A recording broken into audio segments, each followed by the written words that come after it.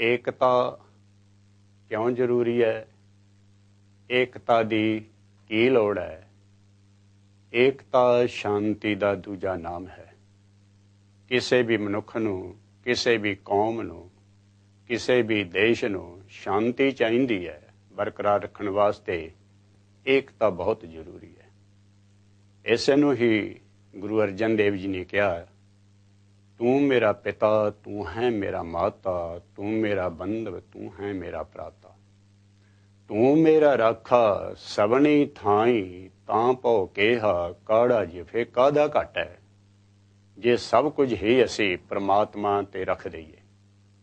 परमात्मा एक है, इसे करके गुरु नानक देव जी ने एक ओंकार आख्या जोगियां भी तीन हिस्सियां विचों शक्ति नहीं, वो एक है। एक तो ही आरंभता हुंदी है। मन दी भी एकता होवे फिर असी परमात्मा तक पहुंच सकते।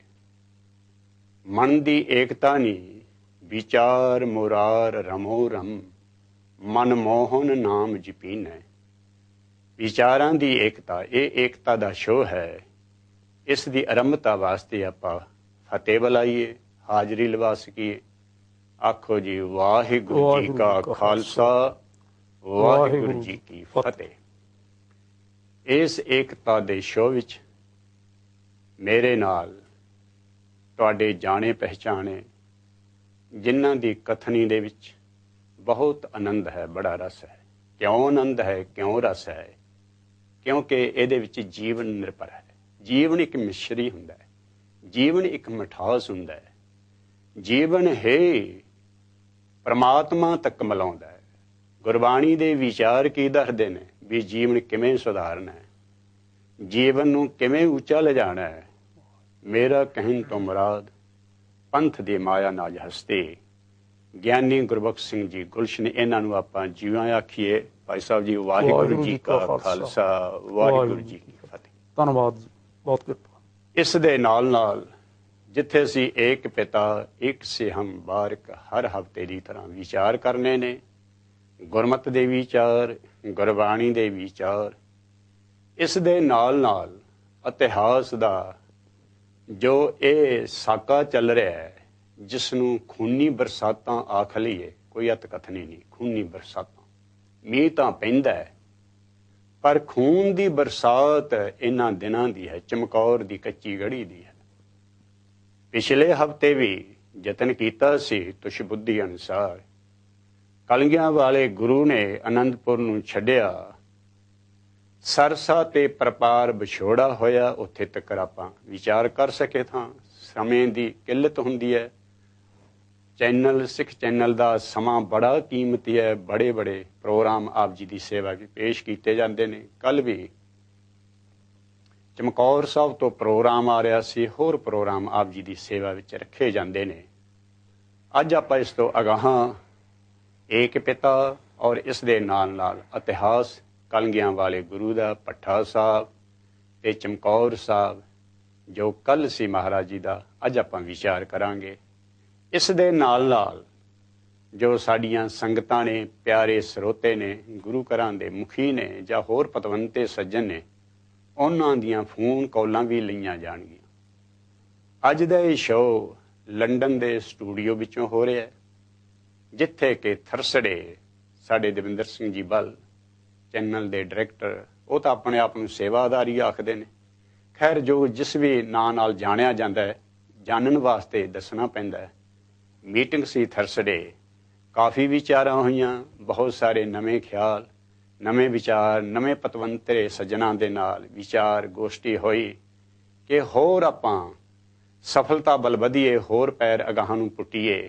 इसे करके है एक पिता एक सके हम बारक दा शो अज आप लंडन के स्टूडियो विचों कर रहे हैं। इत्थों दीयां संगतां दी फोन कॉलां भी लईआं जाणगीआं। इस दे नाल नाल सब तो पहला मैं साडे ज्ञानी गुरबख्श सिंह जी गुलशन उन्हां अगे बेनती करांगा कि एक पिता एक सके हम बारक दे इस शो दे विचार आरंभ करन। उस तो बाद आपां तुहाडे लई जो साडे इस कौमी जुझारू सिंह जो जेल दीयां बंड कोठड़ियां विच बैठे ने, ਔਰ ਕਸ਼ਟ ਝੱਲ ਰਹੇ ਨੇ, ਜਿਸ ਵਾਸਤੇ ਸਿੱਖ ਚੈਨਲ ਉਹਨਾਂ ਦਾ ਜੋ ਲੈਟਰ ਆਇਆ ਹੈ, ਉਹਨਾਂ ਦਾ ਜੋ ਖਤ ਆਇਆ ਹੈ, ਜੋ ਚਿੱਠੀ ਆਈ ਹੈ ਭਾਈ ਬਲਵੰਤ ਸਿੰਘ ਜੀ ਰਾਜੋਆਣਾ, ਉਹਨਾਂ ਨੇ ਆਪਣੇ ਵਿਚਾਰ, ਆਪਣੇ ਅਲਫਾਜ਼ ਸ਼ਹੀਦਾਂ ਦੀ ਯਾਦ ਵਿੱਚ ਜਾਂ ਅਕਾਲ ਤਖਤ ਨੂੰ ਸਮਰਪਿਤ ਜੋ ਉਹਨਾਂ ਦੇ ਜਜ਼ਬੇ ਸਨ, ਉਹ ਖਿਆਲ ਉਕਰੇ। ਉਹਨਾਂ ਨੇ ਚਿੱਠੀ ਕੱਢੀ, ਚਿੱਠੀ ਆਈ ਹੈ, ਉਹ ਵੀ ਸਿੱਖ ਚੈਨਲ ਵੱਲੋਂ ਥੋੜ੍ਹੇ ਮਿੰਟਾਂ ਦੇ ਵਿੱਚ ਆਪ ਜੀ ਦੇ ਸਨਮੁਖ ਰੱਖੀ ਜਾਵੇਗੀ। ਪਰ ਇਸ ਤੋਂ ਪਹਿਲਾਂ ਮੈਂ ਗਿਆਨੀ ਗੁਰਬਖਸ਼ ਸਿੰਘ ਜੀ ਗੁਲਸ਼ਨ, ਉਹਨਾਂ ਨੂੰ ਬੇਨਤੀ ਕਰਾਂਗਾ ਕੁਝ ਕੁ ਮਿੰਟਾਂ ਵਾਸਤੇ ਏਕ ਪਿਤਾ ਏਕ ਕੇ ਹੰਬਾਰਕ ਆਪਣੇ ਵਿਚਾਰ ਆਰੰਭ ਕਰਨ। ਗਿਆਨੀ ਜੀ, ਗੁਰੂ ਸਾਹਿਬ ਦੀ ਸਾਰੀ ਗੱਲ ਸ਼ੁਰੂ ਹੀ ਇੱਕ ਤੋਂ ਹੁੰਦੀ ਹੈ। ਗੁਰਬਾਣੀ ਦਾ ਆਧਾਰ ਇੱਕ ਓੰਕਾਰ ਹੈ, ਕਰਤਾਰ ਇੱਕ ਹੈ, ਸਾਰਿਆਂ ਨੂੰ ਪੈਦਾ ਕਰਨ ਵਾਲਾ ਉਹ ਹੈ, ਸੰਭਾਲਣ ਵਾਲਾ ਉਹ ਹੈ, ਸਾਰਾ ਹਿਸਾਬ ਕਿਤਾਬ ਕਰਨ ਵਾਲਾ ਉਹ ਹੈ। ਜਿਸ ਵੇਲੇ ਸਾਰਿਆਂ ਦਾ ਪੈਦਾ ਕਰਨ ਵਾਲਾ ਉਹ ਹੈ, creator of all is one, ਤਾਂ ਫਿਰ ਇਹ ਗੱਲ ਨਾ ਸਮਝਣੀ ਸੌਖੀ ਹੋ ਜਾਂਦੀ ਹੈ ਕਿ ਅਸੀਂ ਸਾਰੇ ਉਸ ਇੱਕ ਦੀ ਪੈਦਾਇਸ਼, ਸਾਰੇ ਅਸੀਂ ਉਸ ਇੱਕ ਦੀ ਕਿਰਤ ਹਾਂ। ਜਿਵੇਂ ਸਮਝਣ ਵਾਸਤੇ ਅਸੀਂ ਉਦਾਹਰਨ ਦੇ ਦਿੰਦੇ ਹਾਂ ਇੱਥੇ ਕਿ ਇੱਕ ਮਾਂ ਬਾਪ ਦੀ ਔਲਾਦ ਆਪਸ ਵਿੱਚ ਕੋਈ ਫਰਕ ਨਹੀਂ ਰੱਖ ਸਕਦੇ ਵੀ ਸਾਡੀ ਜ਼ਾਤ ਦਾ ਫਰਕ ਹੈ ਜਾਂ ਕਿਸੇ ਹੋਰ ਚੀਜ਼ ਦਾ ਫਰਕ ਹੈ। ਮਾਂ ਬਾਪ ਦੀ ਸਾਰੀ ਜਾਇਦਾਦ ਜਾਂ ਜੋ ਕੁਝ ਵੀ ਹੁੰਦਾ ਉਸ ਦੇ ਬਰਾਬਰ ਦੇ ਭਾਈਵਾਲ ਹੁੰਦੇ ਨੇ, ਕਿਉਂਕਿ ਉਹ ਬਰਾਬਰ ਸਮਝੇ ਜਾਂਦੇ ਨੇ, ਭੈਣਾਂ ਭਰਾ ਸਮਝੇ ਜਾਂਦੇ ਨੇ।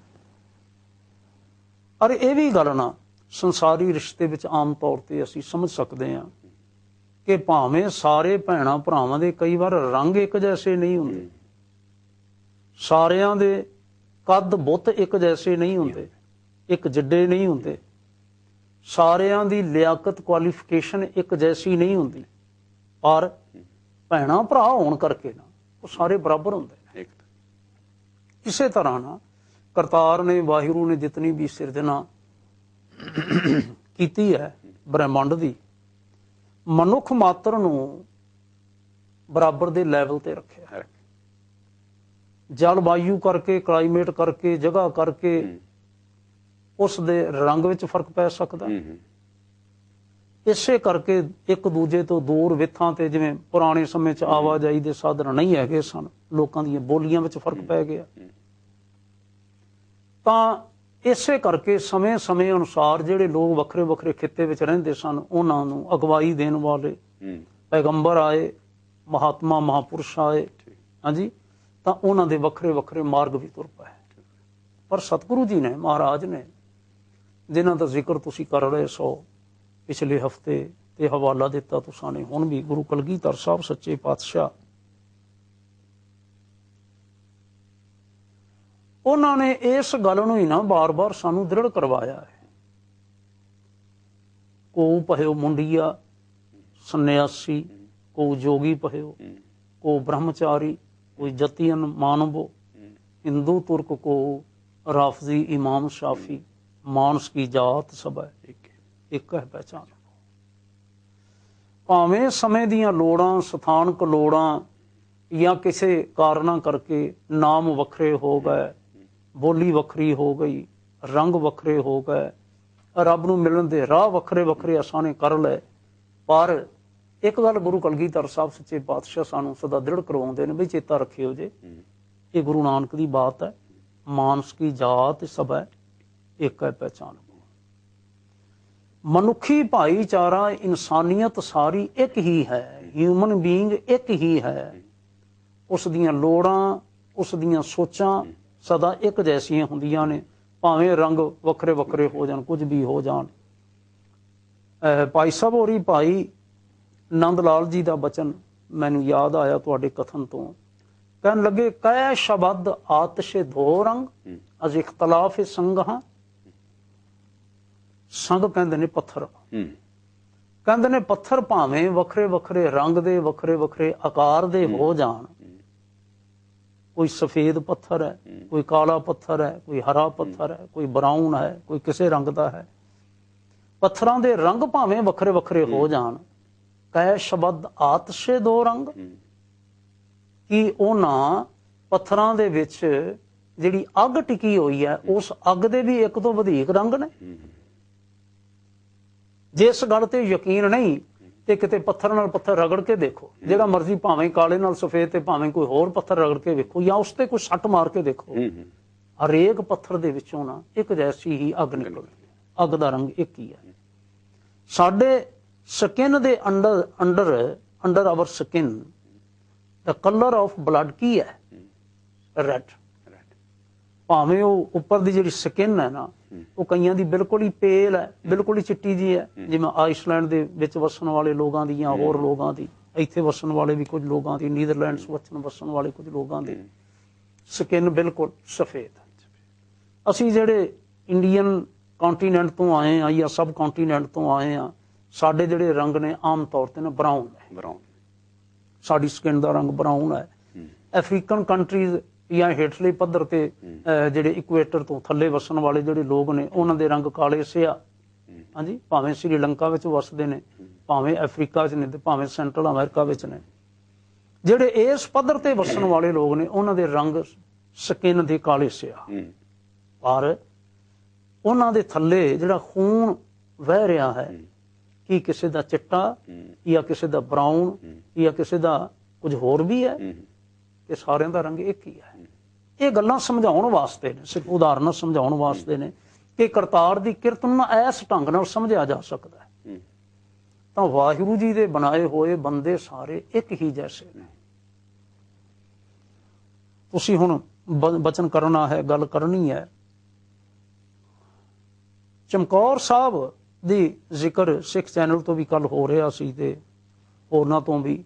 ਮੈਂ ਘਰ ਬੈਠਾ ਹੋਇਆ ਪ੍ਰੋਗਰਾਮ ਕੁਝ ਦੇਖ ਸਕਿਆ। ਮੁੜ ਕੇ ਨਾ ਚਮਕੌਰ ਸਾਹਿਬ ਦੀ ਉਹ ਸਥਾਨ ਜਿੱਥੇ ਸਾਹਿਬਜ਼ਾਦਾ ਅਜੀਤ ਸਿੰਘ ਜੀ, ਸਾਹਿਬਜ਼ਾਦਾ ਜੁਝਾਰ ਸਿੰਘ ਜੀ ਬਾਬਾ ਜੀ ਸ਼ਹੀਦ ਹੋਏ ਨੇ, ਦੂਸਰੇ ਸਿੰਘ ਸ਼ਹੀਦ ਹੋਏ ਨੇ, ਉਹ ਸਥਾਨ ਦਿਖਾਏ ਜਾ ਰਹੇ ਸਨ। ਉੱਥੋਂ ਦਾ ਜੋੜ ਮੇਲਾ, ਇਕੱਠ ਮੱਠ ਸਾਰਾ ਕੁਝ ਦਿਖਾਇਆ ਜਾ ਰਿਹਾ ਸੀ। ਠੀਕ ਹੈ। ਮੈਂ ਇੱਕ ਗੱਲ ਨੋਟਿਸ ਕੀਤੀ, ਹਵਾਲਾ ਕਿਤਨੀ ਵਾਰ ਦਿੰਦੇ ਆ, ਤੁਸੀਂ ਵੀ ਦਿੰਦੇ ਹੋ, ਮਹਾਰਾਜ ਸੱਚੇ ਪਾਤਸ਼ਾਹ ਦੀ ਬਖਸ਼ਿਸ਼ ਦੇ ਪਾਤਰ ਹੋ ਤੁਸੀਂ, ਗੁਰੂ ਕੇ ਪੁਰਾਣੇ ਢਾਡੀ ਪ੍ਰਚਾਰਕ ਹੋ। ਮੈਂ ਨੋਟਿਸ ਕੀਤਾ ਕਿ ਆਮ ਤੌਰ ਤੇ ਸਾਡੇ ਧਰਮ ਸਥਾਨ ਜਿਤਨੇ ਵੀ ਨੇ, ਗੁਰਦੁਆਰੇ ਜਿਤਨੇ ਵੀ ਨੇ, ਉਹਨਾਂ ਦੇ ਦਰਵਾਜ਼ਿਆਂ ਦੇ ਉੱਪਰ ਗੁਰਬਾਣੀ ਦੀਆਂ ਤੁਕਾਂ ਲਿਖੀਆਂ ਹੁੰਦੀਆਂ। ਜਾਂ ਹੋ ਸਕਦਾ ਹੈ ਕਿ ਕਿਸੇ ਦਰਵਾਜ਼ੇ ਤੇ, ਕਿਸੇ ਡਾਟ ਤੇ ਕੋਈ ਰਹਿਤਨਾਮੇ ਦੀ ਕੋਈ ਤੁਕ ਲਿਖੀ ਹੋਵੇ, ਲੇਕਿਨ ਕਿਸੇ ਹੋਰ ਸਧਾਰਨ ਸ਼ਾਇਰ ਦੀ ਕਵਿਤਾ ਲਿਖੀ ਹੋਵੇ ਤੇ ਐਸੇ ਮਹਾਨ ਇਤਿਹਾਸਕ ਸਥਾਨ ਦੀ ਡਾਟ ਤੇ ਲਿਖੀ ਹੋਵੇ, ਅੰਦਰ ਵੜਦਿਆਂ ਹੋਇਆਂ ਨਜ਼ਰ ਪਵੇ। ਮੈਂ ਕੇਵਲ ਇੱਕ ਸਥਾਨ ਹੀ ਮੈਂ ਮਹਿਸੂਸ ਕੀਤਾ, ਅਜੇ ਮੇਰੀ ਨਜ਼ਰ 'ਚ ਕੋਈ ਹੋਰ ਦੂਜਾ ਸਥਾਨ ਨਹੀਂ ਹੈ ਕਿ ਕਿਸੇ ਥਾਂ ਤੇ ਕਿਸੇ ਹੋਰ ਸ਼ਾਇਰ ਦਾ ਕੁਝ ਲਿਖਿਆ ਹੋਇਆ, ਉਡੀਕਿਆ ਹੋਇਆ ਹੋਵੇ। ਸ਼ਾਇਰ ਵੀ ਗੁਰੂ ਪਿਆਰ ਦੇ ਵਿੱਚ ਬੜਾ ਰੰਗਿਆ ਹੋਇਆ ਸੀ। ਆਮ ਤੌਰ ਤੇ ਤਾਂ ਉਸਨੂੰ ਅੱਲਾ ਯਾਰ ਖਾਂ ਜੋਗੀ ਆਖਦੇ ਨੇ, ਪਰ ਮੈਂ ਉਹਨੂੰ ਪਿਆਰ ਨਾਲ ਭਾਈ ਆਖਦਾ, ਭਾਈ ਅੱਲਾ ਯਾਰ ਖਾਂ ਜੋਗੀ। ਜਿਹੜੀ ਗੱਲ ਉਸਨੇ ਲਿਖੀ ਹੈ ਉਹਨਾਂ ਦੋ ਤੁਕਾਂ ਦੇ ਵਿੱਚ ਜਿਹੜੀ ਸਪਸ਼ਟ ਹੁੰਦੀ ਹੈ, ਉਹਦਾ ਸਿਰਫ ਇੱਕ ਪਹਿਲੂ ਮੈਂ ਇਸ ਵੇਲੇ ਤੁਹਾਡੇ ਧਿਆਨ 'ਚ ਲਿਆਉਂਦਾ। बस हिंद में एक तीर्थ है यात्रा के लिए, कटाए बाप ने बेटे जहां, हाँ जी, खुदा के लिए, खुदा, कटाए बाप ने बेटे जहां, खुदा, खुदा, खुदा के लिए, किसी व्यक्ति लिए नहीं। चमकौर दा युद्ध लड़िया गया ਜਾਂ ਬਾਲਾਚਾਰਗੀ ਦਰਮਿਆਮ ਦਮ ਬਤਦਬੀਰ ਤੀਰੋ ਕਮਾਮ ਦਮ, ਗੁਰੂ ਕਲਗੀਧਰ ਸਾਹਿਬ ਸੱਚੇ ਪਾਤਸ਼ਾਹ ਜਿਵੇਂ ਜ਼ਫਰਨਾਮਾ 'ਚ ਕਹਿੰਦੇ ਨੇ, ਲੜਨਾ ਪਿਆ। ਲੇਕਿਨ ਸਵਾਲਾਂ ਦਾ ਇੱਕ ਸਵਾਲ ਹੈ, ਫॉर व्हाट, ਕਿਉਂ ਲੜਨਾ ਪਿਆ? ਲੜਨ ਦਾ ਮਕਸਦ ਕੀ ਸੀ? ਕੀ ਉਸ ਗੱਲ ਤੋਂ ਪੈਂਤੜੇ ਤੋਂ ਪਿੱਛੇ ਨਹੀਂ ਹਟਿਆ ਜਾ ਸਕਦਾ ਸੀ? ਬਿਲਕੁਲ। ਜੇ ਪਿੱਛੇ ਹਟ ਕੇ ਆਪਣਾ ਬਚਾਇਆ ਜਾ ਸਕਦਾ, ਬੱਚੇ ਬਚਾਏ ਜਾ ਸਕਦੇ ਨੇ, ਆਪਣੇ ਫਾਲੋਅਰਸ, ਆਪਣੇ ਨਾਲ ਪਿਆਰ ਕਰਨ ਵਾਲੇ ਸਿੱਖ ਬਚਾਏ ਜਾ ਸਕਦੇ ਨੇ, ਤੇ ਪੈਰ ਪਿੱਛੇ ਹਟਾਉਣ 'ਚ ਕੀ ਫਰਕ ਸੀ? ਕੀ ਝਿਜਕ ਸੀ? ਲੇਕਿਨ ਜਦੋਂ ਨਾ ਸੁਰਤਾਂ ਉੱਚੀਆਂ ਹੋਣ, ਆਦਰਸ਼ ਉੱਚੇ ਰੱਖੇ ਹੋਏ ਹੋਣ, ਤਾਂ ਫਿਰ ਪੈਰ ਪਿੱਛੇ ਹਟਾਉਣ ਦਾ ਕੀ ਹੋਇਆ? ਠੀਕ। ਅਸੀਂ ਇਹ ਗੱਲ ਵੀ ਸਮਝ ਸਕਦੇ ਹਾਂ, ਪੀਰ ਬੁੱਧੂ ਸ਼ਾਹ ਜੇ ਆਪਣੇ ਮੁਰੀਦ ਲੈ ਕੇ ਤੇ ਸਾਥੀ ਲੈ ਕੇ ਗੁਰੂ ਸਾਹਿਬ ਜੀ ਦੀ ਕਮਾਨ ਥੱਲੇ ਆ ਕੇ ਦੁਸ਼ਮਣਾਂ ਦੇ ਨਾਲ ਲੋਹਾ ਲੈਂਦੇ ਨੇ, ਆਪਣੇ ਭਰਾਵਾਂ ਨੂੰ ਵੀ ਵਾਰ ਦਿੰਦੇ ਨੇ, ਆਪਣੇ ਪੁੱਤਰਾਂ ਨੂੰ ਵੀ ਵਾਰ ਦਿੰਦੇ ਨੇ, ਆਪਣੇ ਮਰੀਦਾਂ ਨੂੰ ਵੀ ਵਾਰ ਦਿੰਦੇ ਨੇ, ਤਾਂ ਉੱਥੇ ਵੀ ਸਵਾਲ ਪੈਦਾ ਹੋਵੇਗਾ ਕਿ ਆਮ ਤੌਰ ਤੇ ਤਾਂ ਐਵੇਂ ਕਿਹਾ ਜਾ ਰਿਹਾ ਹੈ ਕਿ ਗੁਰੂ ਸਾਹਿਬ ਤੇ ਹਮਲਾਵਰ ਹੋਣ ਵਾਲੇ ਜਿਹੜੇ ਨੇ ਇਹ ਪਹਾੜੀ ਰਾਜੇ ਨੇ, ਇਹ ਹਿੰਦੂ ਨੇ, ਗੁਰੂ ਸਾਹਿਬ ਤੇ ਹਮਲਾਵਰ ਹੋਣ ਵਾਲੇ ਜਿਹੜੀਆਂ ਨੇ ਇਹ ਮੁਸਲਮਾਨੀ ਫੌਜਾਂ ਨੇ, ਤੇ ਤੂੰ ਤਾਂ ਭਾਈ ਮੁਸਲਮਾਨ ਹੈ, ਤੂੰ ਗੁਰੂ ਸਾਹਿਬ ਦੀ ਸਪੋਰਟ ਕਿਉਂ ਕਰਦਾ? ਲੇਕਿਨ ਪੀਰ ਬੁੱਧੂ ਸ਼ਾਹ ਵੀ ਦੇਖ ਰਹੇ ਨੇ ਕਿ ਗੁਰੂ ਗੋਬਿੰਦ ਸਿੰਘ ਸਾਹਿਬ ਸੱਚੇ ਪਾਤਸ਼ਾਹ ਜਿਹੜਾ ਮਿਸ਼ਨ ਲੈ ਕੇ ਚੱਲ ਰਹੇ ਨੇ, ਉਹ ਮਿਸ਼ਨ ਉਹਨਾਂ ਦਾ ਨਿੱਜੀ ਨਹੀਂ ਹੈ, ਨਿਜ ਵਾਸਤੇ ਨਹੀਂ ਹੈ, ਉਹ ਮਿਸ਼ਨ ਉਹਨਾਂ ਦਾ ਖੁਦਾਈ ਮਿਸ਼ਨ ਹੈ। ਉਹ ਮਿਸ਼ਨ ਉਹਨਾਂ ਦਾ ਇਨਸਾਨੀਅਤ ਦਾ ਮਿਸ਼ਨ ਹੈ। ਇਨਸਾਨੀਅਤ ਨੂੰ ਸੰਭਾਲਿਆ ਕਿਵੇਂ ਜਾ ਸਕਦਾ? ਜੇ ਗੁਰੂ ਕਲਗੀਧਰ ਸਾਹਿਬ ਸੱਚੇ ਪਾਤਸ਼ਾਹ ਜੀ ਨੇ ਆਪਣੇ ਸਿੱਖਾਂ ਦੇ ਗਾਤਰੇ ਤਲਵਾਰ ਪਾਈ ਹੈ, ਤੇ ਇਹ ਤਲਵਾਰ ਜਿਹੜੀ ਸੀ ਐਵੇਂ ਬੇਦੋਸ਼ਿਆਂ ਦੇ ਉੱਪਰ ਚਲਾਉਣ ਵਾਸਤੇ ਨਹੀਂ, ਜਾਂ ਕਿਸੇ ਨੂੰ ਧੱਕੇ ਨਾਲ ਸਿੱਖ ਬਣਾਉਣ ਵਾਸਤੇ ਨਹੀਂ, ਇਹ ਸਿਰਫ ਡਿਫੈਂਡ ਕਰਨ ਵਾਸਤੇ ਹੈ, ਤਾਂ ਕਿ ਕੋਈ ਇਨਸਾਨੀਅਤ ਤੇ ਜ਼ੁਲਮ ਨਾ ਕਰ ਸਕੇ।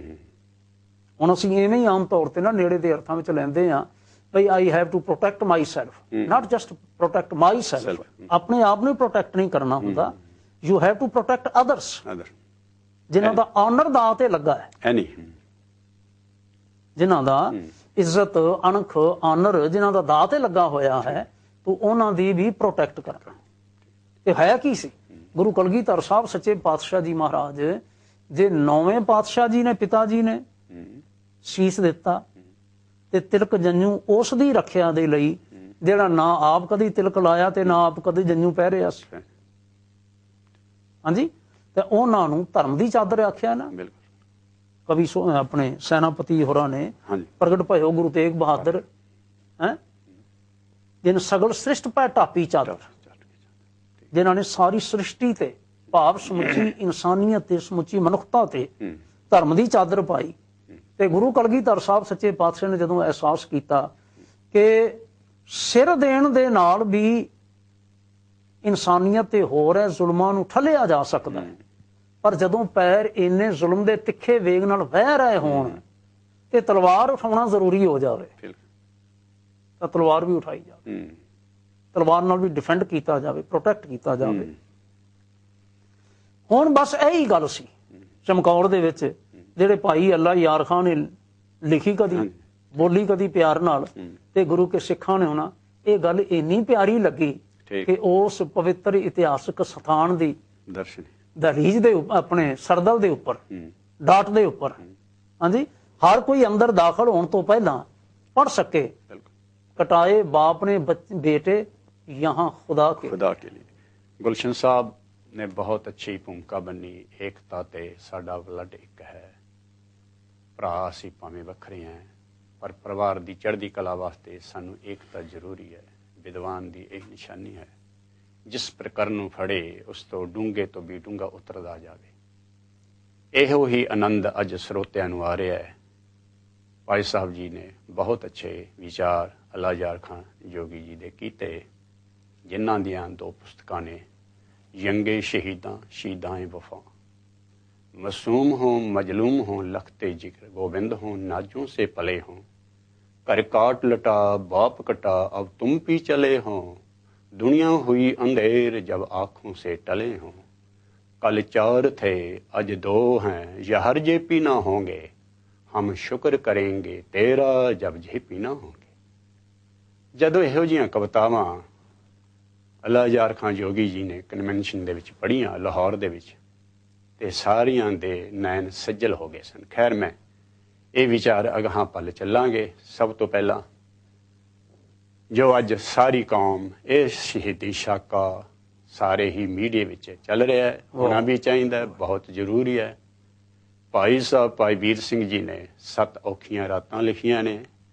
हर विद्वान का अपना हिरदा है, किन्ना बैराग विच आउंदा है। बहुत सारे सज्जन ने साडे देश विच जो अज दे इन्हां दिनां विच मंजियां ते नहीं सौंदे, ਥਾਂ ਥਾਂ ਤੇ ਲੰਗਰ ਲੱਗੇ ਹੋਏ ਨੇ। ਵਿਛੋੜਾ ਸਾਹਿਬ ਦੀਵਾਨ ਸਜਦਾ ਹੈ, ਗੁਰਦੁਆਰਾ ਬਣਿਆ ਗੁਰਦੁਆਰਾ ਵਿਛੋੜਾ ਸਾਹਿਬ।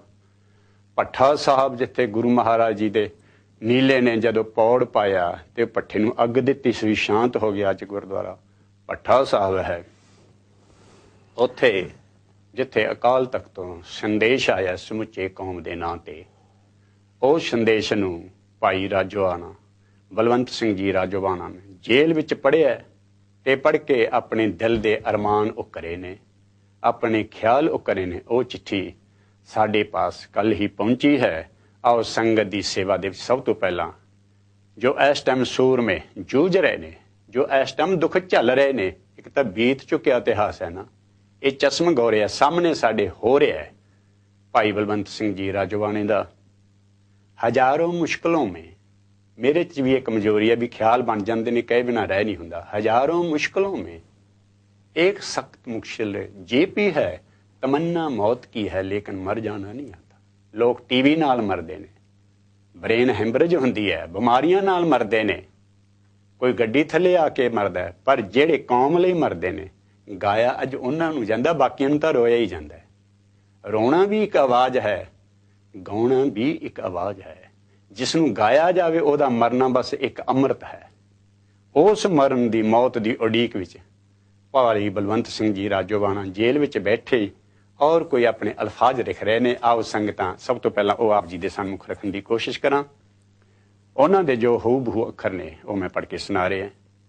ਵਾਹਿਗੁਰੂ ਜੀ ਕਾ ਖਾਲਸਾ, ਵਾਹਿਗੁਰੂ ਜੀ ਕੀ ਫਤਿਹ। ਸਭ ਤੋਂ ਪਹਿਲਾਂ ਮੈਂ ਸਮੁੱਚੇ ਖਾਲਸਾ ਪੰਥ ਦੀ ਚੜ੍ਹਦੀ ਕਲਾ ਲਈ ਉਹ ਅਕਾਲ ਪੁਰਖ ਵਾਹਿਗੁਰੂ ਅੱਗੇ ਅਰਦਾਸ ਕਰਦਾ ਹਾਂ। ਖਾਲਸਾ ਜੀ ਛੋਟੇ ਸਾਹਿਬਜ਼ਾਦਿਆਂ ਦੀ ਸ਼ਹਾਦਤ ਨੂੰ ਸਮਰਪਿਤ ਸ਼ਹੀਦੀ ਸਮਾਗਮ ਸੰਬੰਧੀ ਜੋ ਸ੍ਰੀ ਅਕਾਲ ਤਖਤ ਸਾਹਿਬ ਵੱਲੋਂ ਇਹ ਆਦੇਸ਼ ਆਇਆ ਹੈ ਕਿ 27 ਦਸੰਬਰ ਨੂੰ ਸਵੇਰੇ 10:15 ਤੇ ਹਰ ਸਿੱਖ 5 ਵਾਰ ਮੂਲ ਮੰਤਰ ਪਾਠ ਅਤੇ ਗੁਰਮੰਤਰ ਦਾ ਜਾਪ ਕਰੇ। ਖਾਲਸਾ ਜੀ, ਮੇਰੀ ਸਮੁੱਚੇ ਖਾਲਸਾ ਪੰਥ ਨੂੰ ਦੋਨੋਂ ਹੱਥ ਜੋੜ ਕੇ ਇਹ ਬੇਨਤੀ ਹੈ ਕਿ ਆਓ ਆਪਾਂ ਸਾਰਾ ਖਾਲਸਾ ਪੰਥ ਇਕੱਠਾ ਹੋ ਕੇ ਸ੍ਰੀ ਅਕਾਲ ਤਖਤ ਸਾਹਿਬ ਵੱਲੋਂ ਆਏ ਇਸ ਆਦੇਸ਼ ਦੀ ਪਾਲਣਾ ਇਸ ਤਰ੍ਹਾਂ ਕਰੀਏ ਕਿ ਸਾਡੇ ਵੱਲੋਂ ਦਿੱਤੀ ਇਸ ਤਰ੍ਹਾਂ ਦੀ ਸਾਹਿਬਜ਼ਾਦਿਆਂ ਨੂੰ ਸ਼ਰਧਾਂਜਲੀ ਇਤਿਹਾਸ ਦਾ ਮਾਣਮੱਤਾ ਹਿੱਸਾ ਬਣ ਜਾਵੇ। ਹਰ ਗੁਰਸਿੱਖ ਇਸ ਸਮੇਂ ਉਹ ਚਾਹੇ ਕਿਸੇ ਵੀ ਦੇਸ਼ ਅਤੇ ਜ਼ਿੰਦਗੀ ਦੇ ਕਿਸੇ ਵੀ ਖੇਤਰ ਵਿੱਚ ਵਿਚਰਿਆ ਹੋਵੇ, ਆਪਣੇ ਸਾਰੇ ਹੀ ਦੁਨਿਆਵੀ ਕੰਮਾਂ ਨੂੰ ਛੱਡ ਕੇ ਸਿਰਫ ਸਾਹਿਬਜ਼ਾਦਿਆਂ ਦੀ ਸ਼ਹਾਦਤ ਦੀ ਯਾਦ ਕਾਲ ਜੁੜੇ ਸਾਰੀਆਂ ਗੱਡੀਆਂ, ਬੱਸਾਂ, ਟਰੱਕ, ਕਾਰਾਂ, ਹਰ ਆਵਾਜਾਈ ਦਾ ਸਾਧਨ ਜਿਸ ਨੂੰ ਦਸ਼ਮੇਸ਼ ਪਿਤਾ ਦਾ ਸਿੱਖ ਚਲਾ ਰਿਹਾ ਹੋਵੇ, 27 ਦਸੰਬਰ ਸਵੇਰੇ 10:15 ਵਜੇ ਸੜਕਾਂ ਦੇ ਇੱਕ ਪਾਸੇ ਰੁਕ ਜਾਣ। ਘਰਾਂ, ਦਫ਼ਤਰਾਂ, ਸਕੂਲਾਂ, ਕਾਲਜਾਂ, ਦੁਕਾਨਾਂ, ਖੇਤਾਂ ਵਿੱਚ ਬੈਠੇ ਦਸ਼ਮੇਸ਼ ਪਿਤਾ ਦੇ ਸਾਰੇ ਸਿੱਖ ਇਸ ਸਮੇਂ ਸਿਰਫ ਸਾਹਿਬਜ਼ਾਦਿਆਂ ਦੀ ਸ਼ਹਾਦਤ ਨੂੰ ਸਮਰਪਿਤ ਹੋ ਕੇ ਸਿਰਫ ਸਾਹਿਬਜ਼ਾਦਿਆਂ ਦੀ ਹੋ ਰਹੀ ਸ਼ਹੀਦੀ ਦੇ ਪਲਾਂ ਨੂੰ ਮਹਿਸੂਸ ਕਰਨ। ਅਕਾਲ ਪੁਰਖ ਵਾਹਿਗੁਰੂ ਦੇ ਚਰਨਾਂ ਨਾਲ ਜੁੜ ਕੇ 5 ਵਾਰ ਮੂਲ ਮੰਤਰ ਦਾ ਪਾਠ ਅਤੇ ਗੁਰਮੰਤਰ ਦਾ ਜਾਪ ਕਰਕੇ ਸਾਹਿਬਜ਼ਾਦਿਆਂ ਨੂੰ ਆਪਣੇ ਵੱਲੋਂ ਸ਼ਰਧਾਂਜਲੀ ਭੇਟ ਕਰਨ। ਪੂਰੀ ਦੁਨੀਆ ਵਿੱਚ ਜਿੱਥੇ ਵੀ ਦਸ਼ਮੇਸ਼ ਪਿਤਾ ਦੇ ਸਿੱਖ ਵਿਚ ਰਹੇ ਹੋਣ, ਉਹ ਇਸ ਤਰ੍ਹਾਂ ਮਹਿਸੂਸ ਹੋਵੇ ਕਿ ਜਿਵੇਂ ਹਰ ਗੁਰਸਿੱਖ ਦੀ ਦੁਨਿਆਵੀ ਜੀਵਨ 10:15 ਵਜੇ ਰੁਕ ਗਿਆ ਹੋਵੇ ਅਤੇ ਸਮੁੱਚਾ ਸਿੱਖ ਸਮਾਜ ਸਿਰਫ ਸਾਹਿਬਜ਼ਾਦਿਆਂ ਦੀ ਸ਼ਹਾਦਤ ਨੂੰ ਸਮਰਪਿਤ ਹੋ ਕੇ ਉਹਨਾਂ ਮਹਾਨ ਸ਼ਹੀਦਾਂ ਨੂੰ ਆਪਣੇ ਵੱਲੋਂ ਸ਼ਰਧਾ ਦੇ ਫੁੱਲ ਭੇਟ ਕਰ ਰਿਹਾ ਹੋਵੇ। ਆਓ ਆਪਾਂ ਸਾਰਾ ਖਾਲਸਾ ਪੰਥ ਮਿਲ ਕੇ ਹਰ ਸਾਲ ਸਾਹਿਬਜ਼ਾਦਿਆਂ ਨੂੰ ਇਸ ਤਰ੍ਹਾਂ ਸ਼ਰਧਾਂਜਲੀ ਭੇਟ ਕਰੀਏ। ਸਾਹਿਬਜ਼ਾਦਿਆਂ ਦੀਆਂ ਇਹ ਮਹਾਨ ਸ਼ਹਾਦਤਾਂ ਸਾਡੀਆਂ ਆਉਣ ਵਾਲੀਆਂ ਪੀੜ੍ਹੀਆਂ ਵਿੱਚ ਕੌਮੀ ਜਜ਼ਬਾ ਭਰਨ ਅਤੇ ਆਪਣੇ ਧਰਮ ਨੂੰ ਸਮਰਪਿਤ ਰਹਿਣ ਲਈ ਪ੍ਰਵਾਨਤਾ ਸਰੋਤ ਬਣ ਜਾਵੇ। ਸਾਡੇ ਵੱਲੋਂ ਦਿੱਤੀ ਇਸ ਤਰ੍ਹਾਂ ਦੀ ਨਿਵੇਕਲੀ ਸ਼ਰਧਾਂਜਲੀ ਸਾਡੀ ਕੌਮੀ ਏਕਤਾ ਦਾ ਪ੍ਰਤੀਕ ਬਣੀਆਂ ਅਤੇ ਪੂਰੀ ਦੁਨੀਆ ਨੂੰ ਸਾਡੀ ਵੱਖਰੀ ਪਹਿਚਾਣ ਦਾ ਅਹਿਸਾਸ ਕਰਵਾਵੇਗੀ। ਸਾਡੀਆਂ ਆਉਣ ਵਾਲੀਆਂ ਪੀੜ੍ਹੀਆਂ ਨੂੰ ਆਪਣੇ ਧਰਮ ਨਾਲ ਜੋੜੀ ਰੱਖੇਗੀ ਅਤੇ ਇਸ ਤਰ੍ਹਾਂ ਦੀ ਸ਼ਰਧਾਂਜਲੀ ਨੂੰ ਉਹਨਾਂ ਮਹਾਨ ਸ਼ਹੀਦਾਂ ਨੂੰ ਸੱਚੀ ਸ਼ਰਧਾਂਜਲੀ ਹੋਵੇਗੀ। ਖਾਲਸਾ ਪੰਥ ਨੂੰ ਹਮੇਸ਼ਾ ਹੀ ਚੜ੍ਹਦੀ ਕਲਾ ਵਿੱਚ ਵੇਖਣ ਦਾ ਚਾਹਵਾਨ ਤੁਹਾਡਾ ਆਪਣਾ ਭਾਈ ਬਲਵੰਤ ਸਿੰਘ ਜੀ ਰਾਜੋਆਣਾ, ਕੋਠੀ ਨੰਬਰ 16, ਕੇਂਦਰੀ ਜੇਲ੍ਹ, ਪਟਿਆਲਾ, ਪੰਜਾਬ। 22 ਦਸੰਬਰ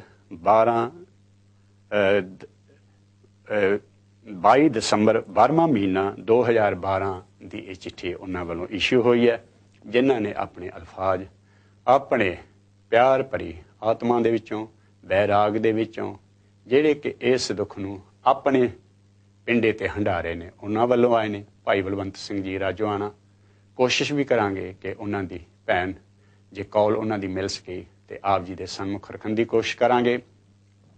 ਆਓ ਇਸ ਦੇ ਨਾਲ ਜੋ ਸ਼ਹੀਦੀ ਸਾਕਾ ਭਾਈ ਸਾਹਿਬ ਆਰੰਭ ਕਰ ਰਹੇ ਸਨ, ਵਿਚਾਰ ਕਰ ਰਹੇ ਸਨ, ਗੁਰੂ ਮਹਾਰਾਜ ਜੀ ਇਸ ਭੱਠਾ ਸਾਹਿਬ ਤੋਂ ਚਮਕੌਰ ਵੱਲ ਨੂੰ ਰਵਾਨਾ ਹੋਏ। ਚਮਕੌਰ ਦਾ ਇਤਿਹਾਸ ਗਾਹੇ ਵਗਾਹੇ ਤੁਸੀਂ ਟੀਵੀ ਮੀਡੀਆ ਤੇ ਸਿੱਖ ਚੈਨਲ ਵੱਲੋਂ ਆਪ ਜੀ ਦੀ ਖੋਜ ਭਰਪੂਰ ਇਤਿਹਾਸ ਪੇਸ਼ ਕਰਨ ਵਾਸਤੇ ਵਿਦਵਾਨਾਂ ਨੂੰ ਬੁਲਾਇਆ ਜਾਂਦਾ ਹੈ, ਪ੍ਰਚਾਰਕਾਂ ਨੂੰ ਬੁਲਾਇਆ ਜਾਂਦਾ ਹੈ। ਅੱਜ ਦਾ ਇਹ ਪ੍ਰੋਗਰਾਮ ਜਿੱਥੇ ਅਸੀਂ ਏਕ ਪਿਤਾ ਏਕ ਸਕੇ ਹਮਬਾਰਕ ਤੂੰ ਮੇਰਾ ਗੁਰਹਾਈ ਦਾ ਇਹ ਸਿਰਲੇਖ ਹੈ, ਏਕਤਾ ਤੇ ਸਿੱਖ ਚੈਨਲ ਵੱਲੋਂ ਜ਼ੋਰ ਦਿੱਤਾ ਜਾ ਰਿਹਾ। ਸਮੁੱਚੀਆਂ ਸਾਡੇ ਜਥੇਬੰਦੀਆਂ, ਸਾਡੀਆਂ ਜਿੰਨੀਆਂ ਵੀ ਧਾਰਮਿਕ ਸ਼੍ਰੇਣੀਆਂ ਨੇ, ਜਿਨ੍ਹਾਂ ਪ੍ਰਣਾਲੀਆਂ ਨੇ, ਉਹ ਸਾਰਿਆਂ ਦੀ ਏਕਤਾ ਚਾਹੀਦੀ ਹੈ ਤਾਂ ਕਿ ਸਮੁੱਚੀ ਕੌਮ ਚੜ੍ਹਦੀ ਕਲਾ ਵਿੱਚ ਜਾ ਸਕੇ। ਸ਼ਹੀਦਾਂ ਨੂੰ ਸ਼ਰਧਾਂਜਲੀ ਭੇਟ ਕਰਨ ਵਾਸਤੇ ਇਹ ਅੰਮ੍ਰਿਤ ਵੇਲੇ ਦਾ ਜੋ ਸ਼ੋਅ, ਇਸ ਦੇ ਵਿੱਚ ਵਿਚਾਰ ਪਹੁੰਚੇ ਨੇ ਚਮਕੌਰ ਸਾਹਿਬ, ਜਿੱਥੇ ਬੁੱਧੀ ਚੰਦ ਗੁਰੂ ਮਹਾਰਾਜ ਜੀ ਨੂੰ ਇਤਿਹਾਸਕਾਰ ਕਹਿੰਦੇ ਨੇ ਆਪ ਬੇਨਤੀ ਕੀਤੀ, ਸੱਚੇ ਪਾਤਸ਼ਾਹ ਤੁਸੀਂ ਸਾਡੇ ਵਾਸਤੇ, ਤੁਹਾਡੇ ਪਿਤਾ ਨੇ, ਭਾਵੇਂ ਤੁਹਾਡੇ ਬਚਪਨ ਵਿੱਚ ਹੀ ਧਰਮ ਦੀ ਰਾਖੀ ਲਈ ਆਮ ਸ਼ਬਦ ਵਰਤਿਆ ਜਾਂਦਾ ਸੀ, ਹਿੰਦ ਦੀ ਰਾਖੀ ਲਈ। ਇਸੇ ਕਰਕੇ ਕਿਹਾ ਜਾਂਦਾ ਸੀ ਆ ਹਿੰਦ ਦੇ ਪੀਰ ਜਾ ਰਹੇ ਨੇ, ਕਿਉਂਕਿ ਪਿਤਾ ਨੇ ਜੋ ਸ਼ਹੀਦੀ ਦਿੱਤੀ ਸੀ। ਲੋਕਾਂ 'ਚ ਘਰ ਘਰ ਲੋਕ ਬੋਲੀ ਬਣ ਚੁੱਕਿਆ ਸੀ ਇਹ ਸ਼ਬਦ, ਕਿਉਂਕਿ ਆਮ ਕਿਹਾ ਜਾਂਦਾ ਸੀ ਧਰਮ ਦੇ ਜਨੇਊ ਦੀ ਰਾਖੀ ਲਈ ਇਹਨਾਂ ਦੇ ਪਿਤਾ ਨੇ ਸ਼ਹਾਦਤ ਦਿੱਤੀ। ਜਬ ਹਬ ਕਰਮ ਧਰਮੋ ਆਏ ਦੇਵ ਲੋਕ, ਤਬ ਦੇਵ ਲੋਕ। ਗੁਰੂ ਮਹਾਰਾਜ ਜੀ, ਗੁਰੂ ਤੇਗ ਬਹਾਦਰ ਸਾਹਿਬ ਜੀ ਹਜੇ ਗੁਰੂ ਮਹਾਰਾਜ ਜੀ ਪੌਣੇ 9 ਸਾਲ ਦੇ ਸਨ ਜਦੋਂ ਸ਼ਹਾਦਾ ਜਾਮ ਕੇ। ਜਬ ਹਮ ਕਰਮ ਧਰਮੋਂ ਆਏ ਦੇਵ ਲੋਕ ਤਬ ਪਿਤਾ ਪਠਾਏ। ਦੇਵ ਲੋਕ ਨੂੰ ਚਲੇ ਗਏ, ਪਰ ਲੋਕ ਜਦੋਂ ਗੁਰੂ ਮਹਾਰਾਜ ਜੀ ਦਾ ਇਤਿਹਾਸ ਪੜ੍ਹਦੇ, ਹਿੰਦ ਦੇ ਪੀਰ ਆਮ ਸ਼ਬਦ ਜੁੜਿਆ ਹੁੰਦਾ। ਭਾਵੇਂ ਸਾਰੀ ਮਨੁੱਖਤਾ ਲਈ ਹੈ, ਸਿੱਖ ਧਰਮ ਦਾ ਸਾਰਾ ਇਤਿਹਾਸ ਗੁਰਬਾਣੀ 4 ਵਰਨਾਂ ਲਈ ਹੈ, ਹਰ ਮਨੁੱਖਤਾ ਲਈ ਹੈ ਇਹ ਜੀਵਨ। ਤੇ ਗੁਰੂ ਮਹਾਰਾਜ ਜੀ ਇਸ ਬੁੱਧੀ ਚੰਦ ਦੀ ਬੇਨਤੀ ਨੂੰ ਪ੍ਰਵਾਨ ਕਰਦਿਆਂ ਇਸ ਕੱਚੀ ਹਵੇਲੀ ਦੇ ਵਿੱਚ ਚਲੇ ਗਏ, ਜਿੱਥੇ ਸਰਕਾਰ ਨੂੰ ਪਤਾ ਲੱਗਿਆ ਵਜ਼ੀਰ ਖਾਂ, ਗਣੀ ਖਾਂ ਔਰ ਬੜੇ ਬੜੇ ਜਰਨੈਲ, ਸੁਲਤਾਨ ਖਾਂ, ਜੀਵਨ ਖਾਨ, ਕਿੰਨੀਆਂ ਕਦੇ ਮਰਦੂਦ, ਕਿਤਨੇ ਵੀ ਸਾਰੇ ਵੱਡੇ ਜਰਨੈਲ ਸਨ, ਫੌਜੀ ਜੋ ਮੁਗਲ ਫੌਜ ਦੇ ਸਿਪਾਹੀ ਸਨ, ਸਾਰਿਆਂ ਨੇ 10 ਲੱਖ ਦੇ ਕਰੀਬ ਦਾ ਇਕੱਠ ਹੈ। ਗੁਰੂ ਮਹਾਰਾਜ ਜੀ ਦੇ 40 ਸਿੱਖ, ਉਹ ਵੀ ਭੁੱਖਣ ਭਾਣੇ ਇਸ ਹਵੇਲੀ ਦੇ ਵਿੱਚ ਨੇ। ਤੇ ਉੱਥੇ ਵੀ ਭਾਈ ਸਾਹਿਬ, ਭਾਈ ਅਲਾਜ਼ਾਰ ਖਾਨ ਜੋ ਕਿ ਕਹਿੰਦੇ ਨੇ, ਜਦੋਂ ਮਹਾਰਾਜ ਜੀ ਦੇ ਸਿੱਖ ਆਰਾਮ ਕਰ ਰਹੇ ਨੇ, ਚੂਮ ਕਭੀ ਦਹਿਣੇ ਗਲੂ ਚੂਮਣੇ ਬੈਠੇ, ਪਿਅੰਤੀ ਜੋ ਆਏ ਕਦਮ ਚੂਮਣੇ ਬੈਠੇ। ਸਿੱਖ ਆਰਾਮ ਕਰ ਰਹੇ ਨੇ, ਗੁਰੂ ਆਪ ਪਹਿਰਾ ਦੇ ਰਿਹਾ। ਇਸ ਨੂੰ ਕਹਿੰਦੇ ਨੇ ਸੰਤ ਸਿਪਾਹੀ। ਇਸ ਨੂੰ ਕਹਿੰਦੇ ਨੇ ਖਗ ਖੰਡ ਬੇਹੰਡੰ ਖਲਦਲ ਖੰਡੰ ਅਤਰਨ ਮੰਡੰ ਬਰਪੰਡੰ ਭੁਜ ਦੰਡ ਅਖੰਡੰ ਤੇਜ ਪ੍ਰਚੰਡੰ ਜੋਤ ਅਮੰਡੰ ਭਾਨ ਪ੍ਰਮੰਗ ਸੁਖ ਸੰਤਾਂ ਕਰਨੰ ਦੁਰਮਤ ਦਰਨੰ ਕਿਲਵ ਹਰਨੰ ਅਸਰਨੰ ਜੈ ਜੈ ਜੈਕਾਰਨ ਸਿਸ਼ਟ ਅਵਾਰਨ ਮਮ ਪਰਪਾਰਨ ਜੈ ਤੇਗ। ਮਹਾਰਾਜ ਜੀ ਆਪਣੇ ਕਲਮ ਨਾਲ ਲਿਖਦੇ ਨੇ 10ਵੇਂ ਗ੍ਰੰਥ ਦੇ ਅੰਦਰ ਕਿ ਅਸੀਂ ਮਾਲਾ ਫੇਰਨ ਵਾਲਿਆਂ ਨੂੰ ਧੰਨ ਆਖਦੇ ਹਾਂ, ਆਪਣੇ ਸੰਤਾਂ ਨੂੰ ਧੰਨ ਆਖਦੇ, ਪਰ ਕਲਗੀਆਂ ਵਾਲਾ ਗੁਰੂ ਧੰਨ ਕਿਹਨੂੰ ਕਹਿੰਦਾ? ਇਹ ਵਿਚਾਰ ਕਰੀਏ। ਸਾਡੇ ਸੰਤਾਂ ਦੇ ਹੱਥ ਵਿੱਚ ਮਾਲਾ ਨੇ 108, 127, 101, ਅਸੀਂ ਉਹਨਾਂ ਨੂੰ ਲੱਕ ਵੀ ਦਿੱਤੇ ਨੇ 108 ਨੇ। ਇਹ ਬ੍ਰਹਮ ਗਿਆਨੀ ਨੇ, ਭਾਵੇਂ ਗਿਆਨੀ ਵੀ ਨਾ ਹੋਣ, ਅਸੀਂ ਬ੍ਰਹਮ ਗਿਆਨੀ ਸ਼ਬਦ ਲਾ ਦਿੰਦੇ ਹਾਂ। ਬੜਾ ਅਫਸੋਸ ਹੁੰਦਾ। ਭਾਈ ਸਾਹਿਬ ਕਹਿ ਰਹੇ ਨੇ, ਗੁਰਬਾਣੀ ਜਥੇਦਾਰ ਸਾਹਿਬ ਨੇ ਵੀ ਇੱਕ ਫਰਮਾਨ ਜਾਰੀ ਕੀਤਾ ਵੀ ਐਵੇਂ ਗੁਰਬਾਣੀ ਦੀਆਂ ਤੁਕਾਂ ਲਿਖ ਦੇਣੀਆਂ, ਜਿਨ੍ਹਾਂ ਬਾਰੇ ਸਾਨੂੰ ਪਤਾ ਵੀ ਕੱਖ ਵੀ ਨਹੀਂ, ਬ੍ਰਹਮ ਗਿਆਨੀ ਲਿਖਿਆ ਹੁੰਦਾ। ਅਸੀਂ ਉਹਨਾਂ ਨੂੰ ਧੰਨ ਆਖਦੇ ਹਾਂ, ਪਰ ਗੁਰੂ ਮਹਾਰਾਜ ਜੀ ਕਹਿੰਦੇ ਨਹੀਂ, ਉਹ ਤਾਂ ਕਰਮ ਧਰਮ ਪਾਖੰਡ ਜੋ ਦੀ ਸ਼ਾਇਦ ਹੋਣ, ਪਰ ਮੈਂ ਕਿਹਨੂੰ ਧੰਨ ਕਹਿਣਾ? ਧੰਨ ਜੀਓ ਤੇ ਕੋ ਜਗ ਮੈਂ ਮੁਖ ਤੇ ਹਰ ਚਿੱਤ ਮੈਂ ਜੁੱਧ ਵਿਚਾਰ ਹੈ। ਦੇਹ ਅਨਿਤ ਨ ਨਿਤ ਰਹਿ ਜਸਨਾਵ ਚੜੇ ਭਵ ਸਾਗਰ ਤਾਰ ਹੈ।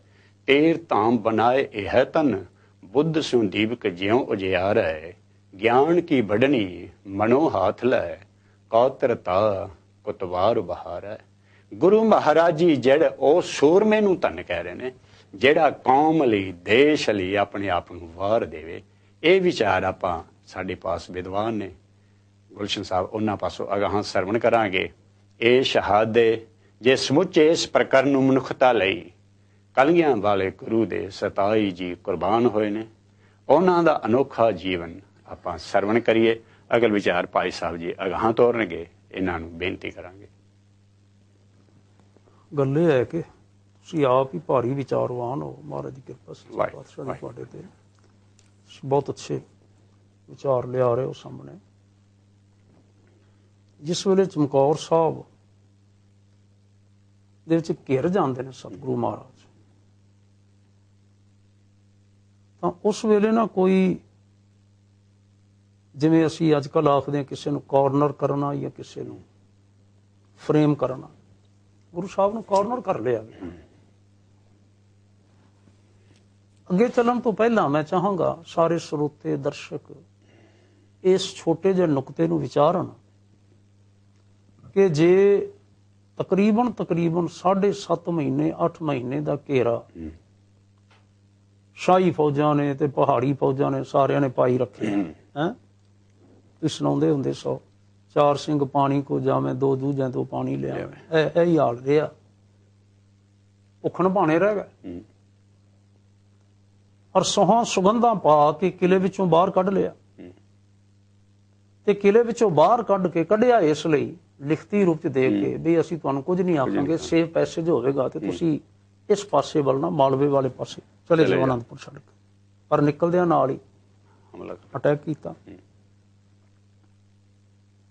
ਜਿਸ ਦਾ ਹਵਾਲਾ ਨਾ ਫਿਰ ਗੁਰੂ ਸਾਹਿਬ ਸੱਚੇ ਪਾਤਸ਼ਾਹ ਲੇਟਰ ਜਾ ਕੇ ਦਿਆਲਪੁਰੇ ਬੈਠ ਕੇ ਜਦੋਂ ਜ਼ਫਰਨਾਮਾ ਲਿਖਦੇ ਨੇ ਕਹਿੰਦੇ ਨੇ ਨਾ ਕਤਰਾ ਮਰਾ ਇਤਬਾਰ ਬਾਰੋਸ ਕੇ ਬਖਸ਼ੀਵਾ ਦੀਵਾ ਹਮਾ ਕਿਸ ਬਗੋਸ ਨਾ ਕਤਰਾ ਮਰਾ ਇਤਬਾਰ ਬਾਰੋਸ। ਉਹਨਾਂ ਤੇ ਕਤਰਾ ਭਰ ਵੀ ਇਤਬਾਰ ਨਹੀਂ ਕੀਤਾ ਜਾ ਸਕਦਾ। ਕਿਉਂ ਕਿ ਬਖਸ਼ੀਵਾ ਦੀਵਾ ਭਾਵੇਂ ਉਹ ਫੌਜੀ ਜਰਨੈਲ ਨੇ ਤੇ ਭਾਵੇਂ ਉਹ ਅੰਦਰ ਤੇਰੇ ਨਾ ਹੋਮ ਮਿਨਿਸਟਰੀ ਸੰਭਾਲਣ ਵਾਲੇ ਨੇ ਹਮਾ ਕਿਸ ਬਗੋਸ ਸਾਰੇ ਦੇ ਸਾਰੇ ਝੂਠੇ ਇਕੱਠੇ ਹੋਏ। ਬਖਸ਼ੀਵਾ ਦੀਵਾ ਹਮਾ ਕਿਸ ਬਗੋਸ ਤੇ ਕਿਸ ਹੁੰਦਾ ਝੂਠ ਬੋਲਣਾ। ਸਾਰੇ ਝੂਠੇ ਇਕੱਠੇ ਹੋਏ। ਇਹਨਾਂ ਝੂਠਿਆਂ ਨੇ ਸੁਗੰਧਾਂ ਤੋੜੀਆਂ ਤੇ ਗੁਰੂ ਸਾਹਿਬ ਸੱਚੇ ਪਾਤਸ਼ਾਹ ਤੇ ਅਟੈਕ ਕਰ ਦਿੱਤਾ। ਸਿੰਘ ਜੂਝੇ ਭਾਈ ਉਦੈ ਸਿੰਘ ਹੋਣੀ ਤੇ ਭਾਈ ਜੀਵਨ ਸਿੰਘ ਤੇ ਹੋਰ ਸਿੰਘ ਜੂਝੇ। ਇੱਥੇ ਹੀ ਭਾਈ ਬਚਿੱਤਰ ਸਿੰਘ ਹੋਣੀ ਸਖਤ ਜ਼ਖਮੀ ਹੋ ਗਏ, ਉਦੈ ਸਿੰਘ ਸ਼ਹੀਦ ਹੋ ਗਏ, ਅਨਕ ਸਿੰਘ ਸ਼ਹੀਦ ਹੋ ਗਏ, ਭਾਈ ਜੀਵਨ ਸਿੰਘ ਸ਼ਹੀਦ ਹੋ ਗਏ।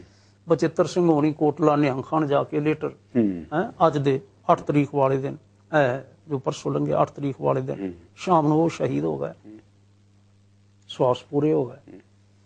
ਲੇਕਿਨ ਸ਼ਾਹੀ ਫੌਜਾਂ ਨੇ ਫਿਰ ਵੀ ਪਿੱਛਾ ਨਹੀਂ ਛੱਡਿਆ।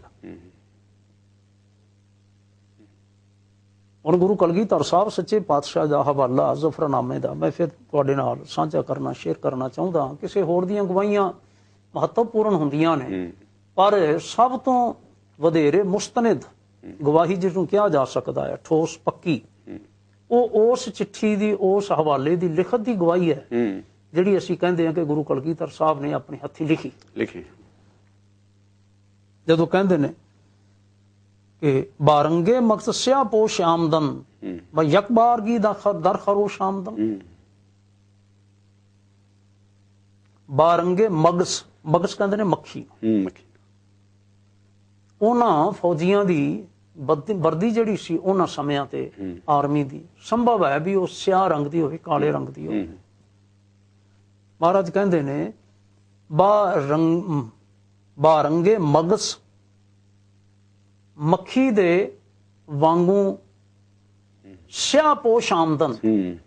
ਸਾਰੇ ਦੇ ਸਾਰੇ ਨਾ ਕਾਲੇ ਲੋਕ ਕਾਲੀਆਂ ਵਰਦੀਆਂ ਵਾਲੇ ਫੌਜਾਂ ਨੇ ਇੱਕਦਮ ਅਟੈਕ ਕਰ ਦਿੱਤਾ। ਯਕਬਾਰਗੀ ਦਰ ਖਰੋਸ਼ ਆਮਦਨ। ਵਾਅਦੇ ਹੋਰ ਕੀਤੇ ਨੇ, ਆਖਿਆ ਹੋਰ ਗਿਆ ਹੈ। ਬਹੁਤੇ ਸਾਰੇ ਮਾਰੇ ਜਾ ਚੁੱਕੇ ਨੇ, ਸਾਡੇ ਸਾਥੀ ਸ਼ਹੀਦ ਕੀਤੇ ਜਾ ਚੁੱਕੇ ਨੇ। ਜਿਹੜੇ ਬਚੇ ਨੇ ਗੁਰਸਨਾ ਚੇ ਕਾਰੇ ਕੁਨਦ ਚਹਿਲ ਨਰ। ਗੁਰਸਨਾ ਮੈਨੂੰ ਹੁੰਦਾ ਭੁੱਖੇ। ਚੇਕਾਰੇ ਕੁਨਦ ਕੀ ਕਰ ਸਕਦੇ ਨੇ ਚੇਹਲ ਨਰ 40 ਬੰਦੇ ਕਿ 10 ਲੱਖ ਬਾਰ ਆਮਦ ਬਰੋਂ ਬੇਖਬਰ। ਵਾਹ। ਜਦੋਂ 40 ਭੁੱਖਣ ਭਾਣਿਆਂ ਤੇ ਬੇਅੰਤ ਫੌਜ ਟੁੱਟੇ ਆ ਪਵੇ ਤਾਂ ਕੀ ਕੀਤਾ ਜਾ ਸਕਦਾ। ਹੁਣ ਮੈਂ ਇਸ ਲਈ ਆਖਿਆ ਕਿ ਸਤਿਗੁਰਾਂ ਨੂੰ ਕਾਰਨਰ ਕਰ ਦਿੱਤਾ ਗਿਆ। ਔਰ ਕੀਤਾ ਕਿਉਂ ਗਿਆ? ਸਿਰਫ ਹਕੂਮਤੀ ਇੱਕ ਹੀ ਨਜ਼ਰੀਆ ਸੀ, ਜਾਂ ਤਾਂ ਮੈਦਾਨੇ ਜੰਗ ਵਿੱਚ ਇਹਨਾਂ ਨੂੰ ਮਾਰ ਦਿੱਤਾ ਜਾਵੇ ਜਾਂ ਫਿਰ ਗ੍ਰਿਫਤਾਰ ਕਰ ਲਿਆ ਜਾਵੇ, ਜਾਂ ਮਾਰ ਦਿੱਤਾ ਜਾਵੇ, ਹਾਂਜੀ ਅਲਖ ਮੁਕਾ ਦਿੱਤੀ ਜਾਵੇ, ਤੇ ਜਾਂ ਇਹਨਾਂ ਨੂੰ ਗ੍ਰਿਫਤਾਰ ਕਰ ਲਿਆ ਜਾਵੇ। ਤਾਂ ਉਸ ਵੇਲੇ ਨਾ ਸਤਿਗੁਰੂ ਮਹਾਰਾਜ ਫਿਰ ਲਿਖਦੇ ਨੇ, ਕਹਿੰਦੇ ਨੇ ਬਾਲਾਚਾਰਗੀ ਦਰਮਿਆਨ ਆਮਦਮ, ਲੜਨਾ ਸਾਡਾ ਕੋਈ ਸ਼ੌਕ ਨਹੀਂ ਹੈ ਕਿ ਸਾਡਾ ਸ਼ੌਕ ਹੋਵੇ। ਸਾਡਾ ਸ਼ੌਕ ਇਨਸਾਨੀਅਤ ਨੂੰ ਬਚਾਉਣਾ ਹੈ, ਸਾਡਾ ਸ਼ੌਕ ਮਨੁੱਖਤਾ ਨੂੰ ਬਚਾਉਣਾ ਹੈ, ਸਾਡਾ ਸ਼ੌਕ ਧਰਮ ਨੂੰ ਬਚਾਉਣਾ ਹੈ। ਲੇਕਿਨ ਜੇ ਧਰਮ ਨੂੰ ਬਚਾਉਂਦਿਆਂ ਇਹੋ ਜਿਹੇ ਕਸਮਾਂ ਤੋੜਨ ਵਾਲੇ, ਵਾਅਦੇ ਤੋੜਨ ਵਾਲੇ, ਵਾਅਦਾ ਸ਼ਿਕਣੀ ਕਰਨ ਵਾਲੇ, ਅਹਿਸਾਨ ਫਰਾਮੋਸ਼ ਲੋਕ ਬੇਅੰਤ ਫੌਜਾਂ ਲੈ ਕੇ ਆ ਜਾਣ, ਫਿਰ ਬਤਦਬੀਰ ਤੀਰੋ ਕਮਾ ਆਮਦਮ, ਫਿਰ ਤੀਰ ਕਮਾਨ ਲੈ ਕੇ ਆਉਣਾ, ਹਾਂਜੀ, ਜੁਗਤੀਆਂ ਦੇ ਨਾਲ ਫਿਰ ਦੋ ਹੱਥ ਕਰਨੇ। ਇੱਕ ਗੁਰੂ ਗੋਬਿੰਦ ਸਿੰਘ ਦੀ ਮਜਬੂਰੀ ਬਣਾ ਦਿੱਤੀ ਤੁਸਾਂ ਨੇ।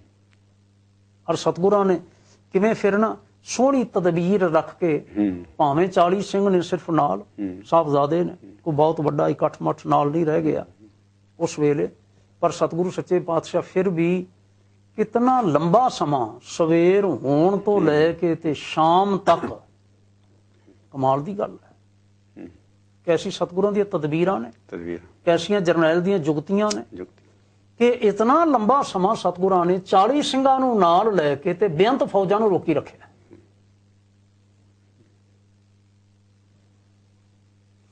ਹੁਣ ਉਹ ਗੱਲ ਨਾ ਇਸ ਵੇਲੇ ਫਿਰ ਸਾਨੂੰ ਯਾਦ ਕਰਨੀ ਅੱਛੀ ਲੱਗਦੀ ਹੈ, ਜਿਸ ਵੇਲੇ ਸਾਹਿਬਜ਼ਾਦਾ ਬਾਬਾ ਅਜੀਤ ਸਿੰਘ ਜੀ ਸ਼ਹੀਦ ਹੋ ਜਾਂਦੇ ਨੇ। ਉਹਨਾਂ ਦੀ ਸ਼ਹਾਦਤ ਤੋਂ ਬਾਅਦ ਨਾ ਫਿਰ ਜੁਝਾਰ ਸਿੰਘ ਅੱਗੇ ਆਉਂਦੇ। ਅਸੀਂ ਹੁਣ ਸਤਿਕਾਰ ਨਾਲ ਬਾਬਾ ਜੀ ਆਖਦੇ ਹਾਂ। ਸੁਣਨ ਵਾਲਿਆਂ ਨੂੰ ਧਿਆਨ ਰੱਖਣਾ ਚਾਹੀਦਾ ਹੈ, ਉਮਰ ਬਾਬਿਆਂ ਵਾਲੀ ਨਹੀਂ ਸੀ, ਕਰਮ ਬਾਬਿਆਂ ਵਾਲੇ ਸੀ। ਕਰਮ ਸੀ। ਸਾਹਿਬਜ਼ਾਦਾ ਬਾਬਾ ਅਜੀਤ ਸਿੰਘ ਹੋਰਾਂ ਦੀ ਉਮਰ ਤਕਰੀਬਨ 18 ਕੁ ਵਰੇ ਦੇ ਏੜ ਗੇੜ ਸੀ, ਜਦ ਕਿ ਇਹ 3 ਵਰੇ ਛੋਟੇ ਸਨ, 15 ਵਰੇ, ਤੇ 15 ਵਰੇ ਦੀ ਉਮਰ ਨੂੰ ਬਾਬਾ ਨਹੀਂ ਆਖਿਆ ਜਾਂਦਾ। ਅੱਜ ਤਾਂ 60 ਸਾਲ ਵੀ ਨਹੀਂ ਕਹਾਂਦੇ, ਬਾਬਾ ਹੀ ਆਖਦੇ ਆ। ਨਾਲੇ ਸਾਹਿਬਜ਼ਾਦਾ ਗੁਰੂ ਕਲਗੀਧਰ ਪਾਤਸ਼ਾਹ ਦੀ ਸੰਤਾਨ, ਸਾਡੇ ਸਾਹਿਬ ਦਾ ਬੇਟਾ, ਨਾਲ ਅਸੀਂ ਆਪਣੇ ਸਤਿਕਾਰ ਨਾਲ ਲਫ਼ਜ਼ ਬਾਬਾ ਜੋੜ ਲਿਆ। ਬਾਬਾ ਜੁਝਾਰ ਸਿੰਘ ਆਏ, ਕਹਿਣ ਲੱਗੇ ਪਿਤਾ ਜੀ ਸਾਨੂੰ ਵੀ ਆਗਿਆ ਦਿਓ, ਅਸੀਂ ਵੀ ਜਾਣਾ ਚਾਹੁੰਦੇ ਹਾਂ ਮੈਦਾਨੇ ਜੰਗ ਵਿੱਚ। ਹੁਣ ਗੁਰੂ ਕਲਗੀਧਰ ਪਾਤਸ਼ਾਹ ਨੇ ਮਹਾਰਾਜ ਆਇਓ ਨਾ, ਉਸ ਭਖਦੇ ਹੋਏ ਮੈਦਾਨ ਦੇ ਵਿੱਚ ਜਿਸ ਵੇਲੇ ਤਰੰਕਾਰ ਤੀਰੋ ਕਮਾਮ ਦਮਾਰ ਸ਼ੋਰ ਪਿਆ ਹੋਇਆ ਸੀ, ਤੀਰਾਂ ਦਾ, ਗੋਲੀਆਂ ਦਾ ਸ਼ੋਰ ਪਿਆ ਸੀ, ਉਸ ਵੇਲੇ ਵੀ ਇਸ ਪ੍ਰਕਾਰ ਦਾ ਧੀਰਜ ਹੈ ਸੀ ਕਿ ਸਹਿਜ ਸੁਭਾਅ ਪੁੱਤਰ ਨੂੰ ਪੁੱਛਿਆ ਜਾ ਸਕਦਾ ਸੀ, ਬੇਟਾ ਅਜੀਤ ਸਿੰਘ ਤਾਂ ਤੇਰੇ ਤੋਂ ਸਿਆਣਾ ਸੀ, ਅੱਗੇ ਵੀ ਜੰਗਾਂ ਜੁੱਦਾਂ ਚ 1-2 ਵਾਰੀ ਹਿੱਸਾ ਲਿਆ, ਬੱਸੀਆਂ ਦੇ ਪਠਾਨਾਂ ਨੂੰ ਪੜ ਕੇ ਲੈ ਆਇਆ ਹੈ, ਲੇਕਿਨ ਪੁੱਤਰ ਤੈਨੂੰ ਤਾਂ ਐਸਾ ਮੌਕਾ ਕੋਈ ਨਹੀਂ ਬਣਿਆ, ਤੂੰ ਲੜ ਲਏਗਾ, ਤੈਨੂੰ ਲੜਨਾ ਆਉਂਦਾ। ਲੇਕਿਨ ਜਿਸ ਵੇਲੇ ਨਾ ਜੁਝਾਰ ਸਿੰਘ ਹੋਰਾਂ ਦਾ ਅੰਦਰ ਬੋਲਦਾ ਹੈ,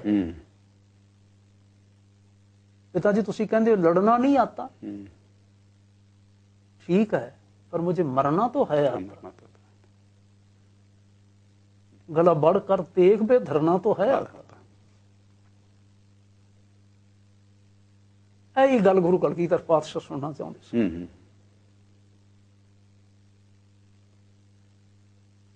लड़ना साडी जिंदगी का मकसद नहीं है, लेकिन मनुखता की राखी करदे होया जे मरण का वेला भी आ जाए किते ते मरना आउंदा, मरन लई तैयार है कोई। कहने लगे बाहों फड़ के गल नाल लाया, जुझार पुत्र जे मरण की गल है, हमने था कहा बाप को जान दीजिए धर्म पर,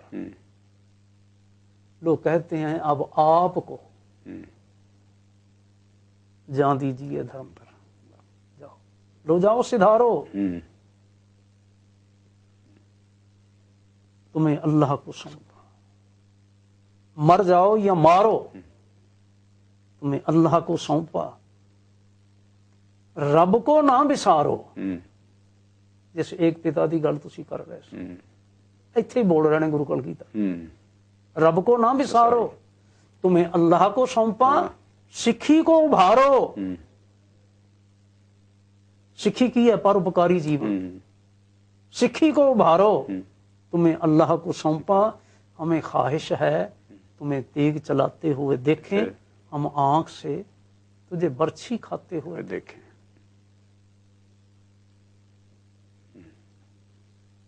गुरु कलगीधर पातशाह ने ना चमकौर, जिसनों बाद विच हुण असीं सत्कार नाल साहिब आखदे हां, साडे साहब ने आके चरण पाए, कण कण पवित्र कर दिता।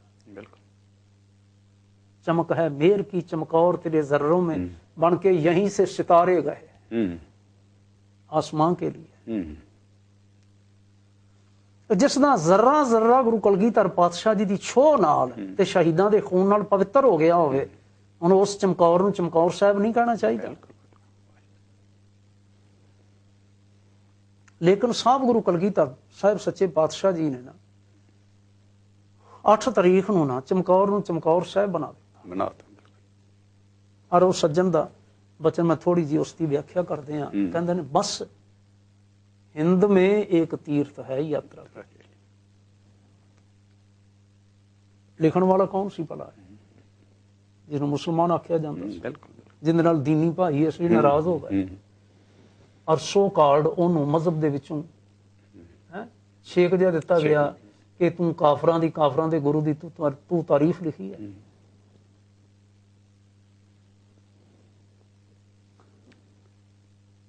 इन्हां लोगों के नज़र दे विच मक्का ते उसका हज बहुत महत्व रखता, लेकिन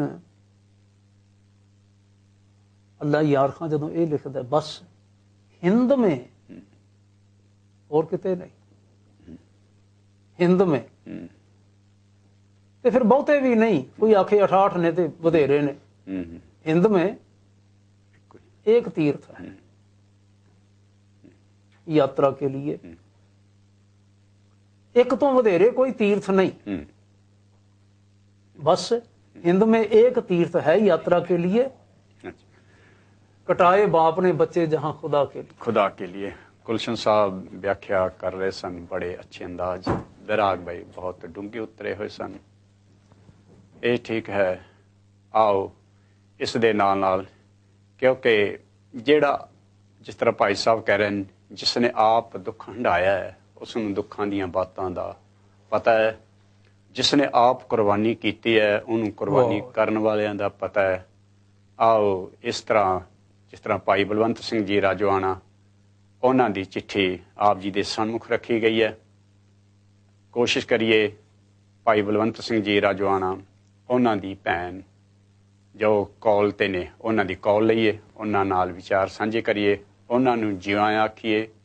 हेलो हेलो हेलो जी, वाहिगुरू जी का खालसा वाहिगुरू जी की फतेह। वाहिगुरू जी का खालसा वाहिगुरू जी की फतेह। भैन जी ऐसे तुहानूं जिवां आख्या जाता है, सिख चैनल का जो अमृत वेले का शो है, की याद विच समुचे सारी कौम, समुचे सारा विश्व साहिबजादियां की याद विच जुड़िया होया है। उत्थे भाई बलवंत सिंह जी राजोआणा, उन्हों का जो बड़े बैरागमई बड़े डूंघाई विचों अल्फाज लिखे ने, चिट्ठी पढ़ के रोण आउंदा है, जिस आनंद विच जिस भावना दिंदे, क्योंकि आप दुख हंडा रहे ने। उन्होंने पता है सूरमे नूं सूरमे की, जिदा संगीतकार नूं संगीत का पता, सूरमे नूं सूरमे का पता हुंदा है। तुसीं भाई साहब जी बारे की कहना चाहोगे, उन्होंने चिट्ठी बारे, जां उन्होंने जो संगतां दे सन्मुख अज दे ख्याल लिखे ने चिट्ठी विच, की कहना चाहोगे? हाँ जी, मैं यही कहा कि पूरे सिख समाज जिथे भी किते आ, सारे बसदा संसार दे विच, वो पूरी दुनिया च इस टाइम ते ਉਸ ਟਾਈਮ ਤੇ ਮਤਲਬ ਸਾਹਿਬਜ਼ਾਦਿਆਂ ਦੀ ਸ਼ਹਾਦਤ ਦੀ ਯਾਦ ਦੇ ਨਾਲ ਇਸ ਤਰ੍ਹਾਂ ਜੁੜ ਜਾਵੇ ਕਿ ਪੂਰੀ ਦੁਨੀਆ ਨੂੰ ਇੱਕ ਇਸ ਤਰ੍ਹਾਂ ਦਾ ਸੁਨੇਹਾ ਜਾਵੇ ਕਿ ਅਸੀਂ ਆਪਣੇ ਸ਼ਹੀਦਾਂ ਨੂੰ ਇਸ ਤਰ੍ਹਾਂ ਮਤਲਬ ਯਾਦ ਕਰਕੇ ਸ਼ਰਧਾਂਜਲੀ ਦਿੰਦੇ ਹਾਂ। ਠੀਕ ਠੀਕ ਭੈਣ ਜੀ, ਤੁਸੀਂ ਭਾਈ ਸਾਹਿਬ ਬਲਵੰਤ ਸਿੰਘ ਜੀ ਰਾਜਵਾਨ। ਹੈਲੋ ਜੀ, ਹੈਲੋ ਹੈਲੋ, ਹਾਂਜੀ ਸੁਣ ਰਹੀ ਹੈ ਆਵਾਜ਼ ਸਾਡੀ? ਤੁਹਾਡੀ ਆਵਾਜ਼ ਤਾਂ ਆ ਰਹੀ ਹੈ, ਸਾਡੀ ਆਵਾਜ਼ ਸੁਣ ਰਹੀ ਹੈ? ਹਾਂਜੀ ਭੈਣ ਜੀ, ਤੁਸੀਂ ਭਾਈ ਬਲਵੰਤ ਸਿੰਘ ਜੀ ਰਾਜਵਾਨੇ ਨੂੰ ਕਦੋਂ ਮੁਲਾਕਾਤ ਕੀਤੀ ਇਹਨਾਂ ਦਿਨਾਂ ਦੇ ਵਿੱਚ?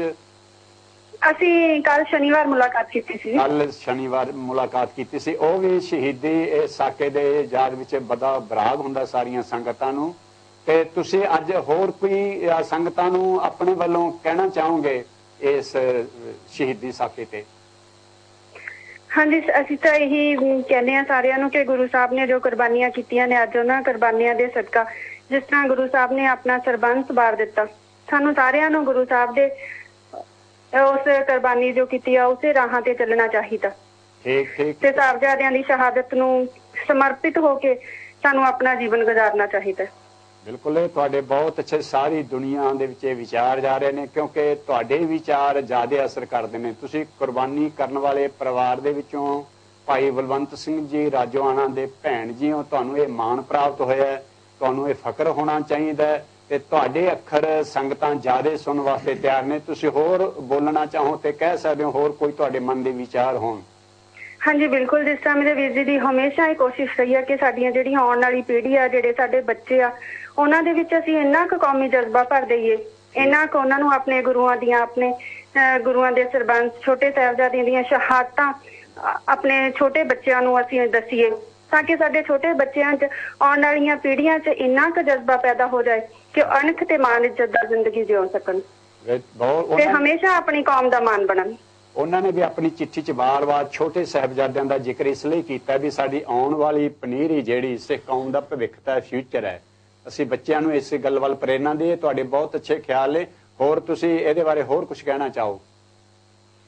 ਬਸ ਇਹੀ ਹੈ ਜੀ, ਜੋ ਵੀਰ ਜੀ ਨੇ ਸੁਨੇਹਾ ਦਿੱਤਾ, ਵੀਰ ਜੀ ਨੇ ਇਹੀ ਕਿਹਾ ਕਿ ਸ਼੍ਰੀ ਅਕਾਲ ਤਖਤ ਸਾਹਿਬ ਜੀ ਤੋਂ ਜੋ ਹੁਕਮਨਾਮਾ ਆਇਆ, ਅਸੀਂ ਸਾਰੇ ਮਤਲਬ ਉਸ ਤੇ ਪਹਿਰਾ ਦੇਈਏ ਤੇ ਉਸ ਟਾਈਮ ਜਦੋਂ ਸਾਹਿਬਜ਼ਾਦਿਆਂ ਦੀ ਸ਼ਹਾਦਤ ਦਾ ਵਕਤ ਆ, ਸਾਰੇ ਉਸ ਸ਼ਹਾਦਤ ਨੂੰ ਦਿਲੋਂ ਮਹਿਸੂਸ ਕਰੀਏ। ਬਿਲਕੁਲ ਇਹ ਠੀਕ ਹੈ। ਅਕਾਲ ਤਖਤ ਸਾਡੀ ਸਰਬ ਉੱਚਤਾ ਹੈ, ਜੋ ਉਹਨਾਂ ਨੇ ਵੀ ਸਤਿਕਾਰ ਕੀਤਾ ਸਮੁੱਚੇ ਸਾਰੀ ਦੁਨੀਆ ਨੂੰ, ਸਮੁੱਚੇ ਕੌਮ ਨੂੰ। ਅਕਾਲ ਤਖਤ ਅੱਗੇ ਸਾਨੂੰ ਹੱਥ ਜੋੜ ਕੇ ਜੋ ਉਹਨਾਂ ਦਾ ਸੰਦੇਸ਼ ਆਵੇ, ਹੁਕਮਨਾਮਾ ਆਵੇ, ਉਹ ਸਾਨੂੰ ਸਿਰ ਮੱਥੇ ਮੰਨਣਾ ਚਾਹੀਦਾ ਹੈ। ਭਾਈ ਸਾਹਿਬ ਜੀ ਨੇ ਬਾਰ-ਬਾਰ ਅਕਾਲ ਤਖਤ ਦਾ ਜ਼ਿਕਰ ਕੀਤਾ ਤੇ ਬਹੁਤ ਤੁਸੀਂ ਠੀਕ ਕਹਿ ਰਹੇ ਹੋ। ਤੇ ਹੁਣ ਨੈਕਸਟ ਤੁਹਾਡੀ ਫਿਰ ਉਹਨਾਂ ਦੇ ਨਾਲ ਮੁਲਾਕਾਤ ਕਦੋਂ ਹੋਵੇਗੀ?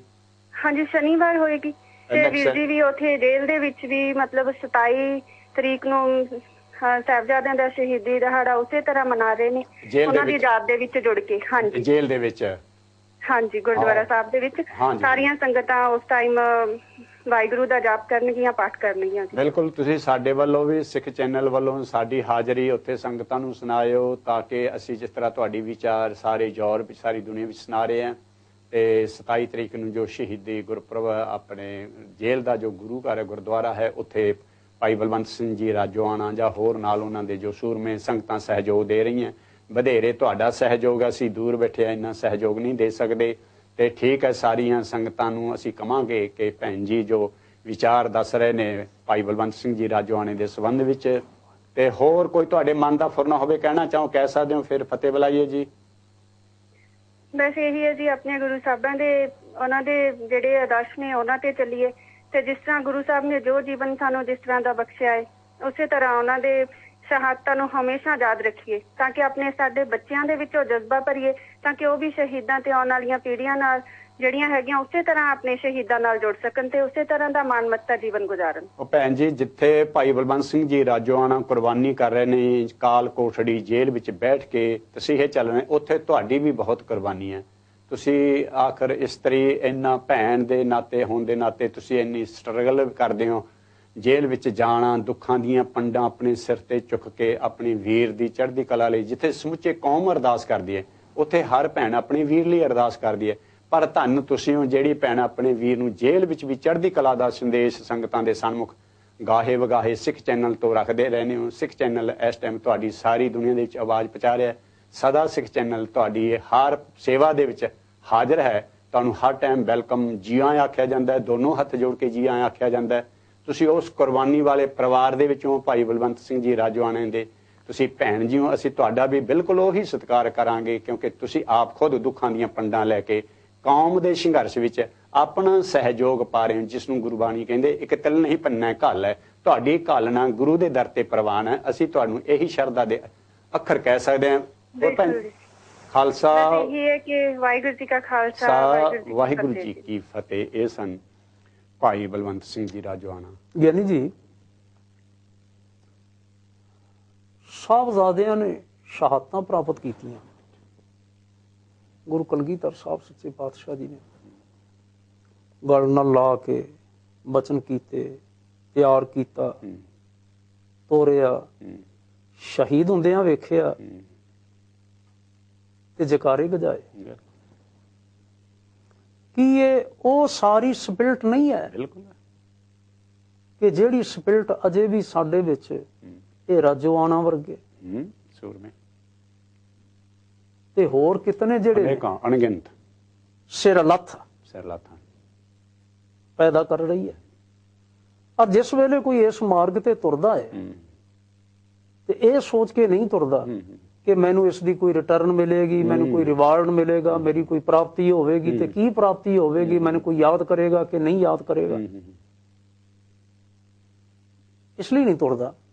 ਉਹਦੇ ਸਾਹਮਣੇ ਨਾ ਇੱਕ ਸੇਧ ਹੈ, ਜਿਹੜੀ ਨਾ ਸੇਧ ਗੁਰੂ ਨਾਨਕ ਗੁਰੂ ਗੋਬਿੰਦ ਸਿੰਘ ਸਾਹਿਬ ਸੱਚੇ ਪਾਤਸ਼ਾਹ ਨੇ ਧਰ ਦਿੱਤੀ। ਐਸੇ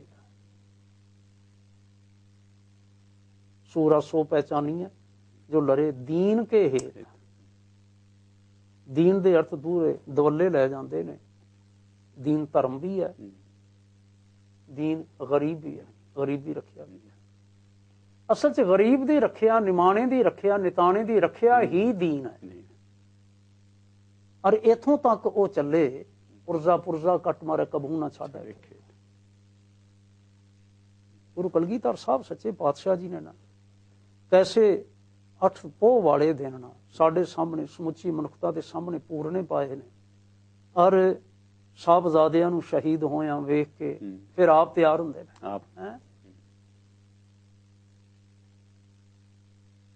ਜੇ ਕਿਤੇ ਉਸ ਵੇਲੇ ਉਹ ਪੰਥਕ ਸੋਚ, ਇਹ ਤਾਂ ਕਰਤਾਰੀ ਖੇਲ ਆ ਸਾਰਾ, ਜੇ ਤੇ ਕਿਤੇ ਪੰਥਕ ਸੋਚ ਅੰਦਰ ਨਾ ਬਲਵਾਨ ਨਾ ਹੁੰਦੀ ਉਸ ਵੇਲੇ, ਤਾਂ ਇਤਿਹਾਸ ਕਿਸੇ ਹੋਰ ਤਰ੍ਹਾਂ ਦੀ ਟਰਨ ਲੈ ਚੁੱਕਾ ਹੁੰਦਾ। शौक शहादत का हमें सबसे जया। एक बार नजर सोए फलक करके वो बोले, होनी है जो आशिक साधक पे वे हो ले, की होएगा?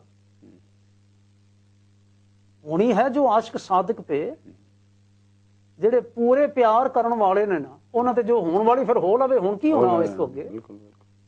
ਰੱਤੇ ਸਹੀ ਜੇ ਮੁਖ ਨਾ ਮੁੜਨ, ਜਿਨੀ ਸੰਝਾਤਾ ਸਾਈ ਉਹ ਚੜ ਪਾਉਂਦੇ ਕੱਚੇ ਬਿਰਹੀ। ਜਿਨ੍ਹਾਂ ਦਾ ਨਾ ਪਿਆਰ ਵਿੱਚ ਕੱਚਾ ਜਿਹਾ ਹੁੰਦਾ ਹੈ, ਰੁੱਤ ਦਾ, ਇਹ ਆਸ਼ਕੀ ਉਹਨਾਂ ਦੀ ਨਹੀਂ, ਇਹ ਗੋਬਿੰਦ ਸਿੰਘ ਦੀ ਆਸ਼ਕੀ ਹੈ। होनी है जो आशिक साधक पे वो हो ले, और बरछी जी चाहे तो सीने में गड़ो ले, सर काट घर चाहे तो नेजे में परो ले, है शौक शहादत का हमें सबसे ज्यादा, 100 सर भी हो कुर्बान तो नहीं रब से ज्यादा। ऐ नहीं गुरु साहब कलगीधर पातशाह महाराज कह रहे होन, इस वेले कोल हैगे ही 2 सन। इस वेले मेरे कोल हैगे ही 2 सन, लेकिन जे किते 100 भी होंदे, 100 सर भी हो कुर्बान तो नहीं रब से ज्यादा। मैं इत्थे एक गल ना याद करवाउणी चाहुंदा, सारे पुत्रां वालियां अरदास करदा महाराज सच्चे पातशाह ना हरेक जोड़े नूं, हरेक बाप नूं पुत्र देवे, एक तो वधीक पुत्र होण। पुत्र पाले भी गुरु गोबिंद सिंह वांग, संभाले भी गुरु गोबिंद सिंह वांग, पर जे किते लोड़ पै जावे ते फिर तोरे भी गुरु गोबिंद सिंह वांग।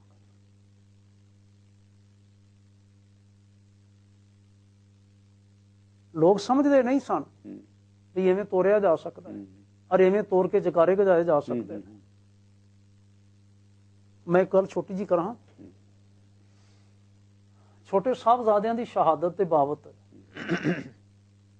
ਆਉਣ ਵਾਲੇ ਦਿਨ ਸਾਰੇ ਵਿਚਾਰਨਗੇ, ਕਿਉਂਕਿ ਅਜੇ 13 ਤਰੀਕ ਨੂੰ ਸ਼ਹਾਦਤ ਹੋਣੀ, 13 ਪੋਹ ਨੂੰ, ਅੱਜ 10 ਹੈ।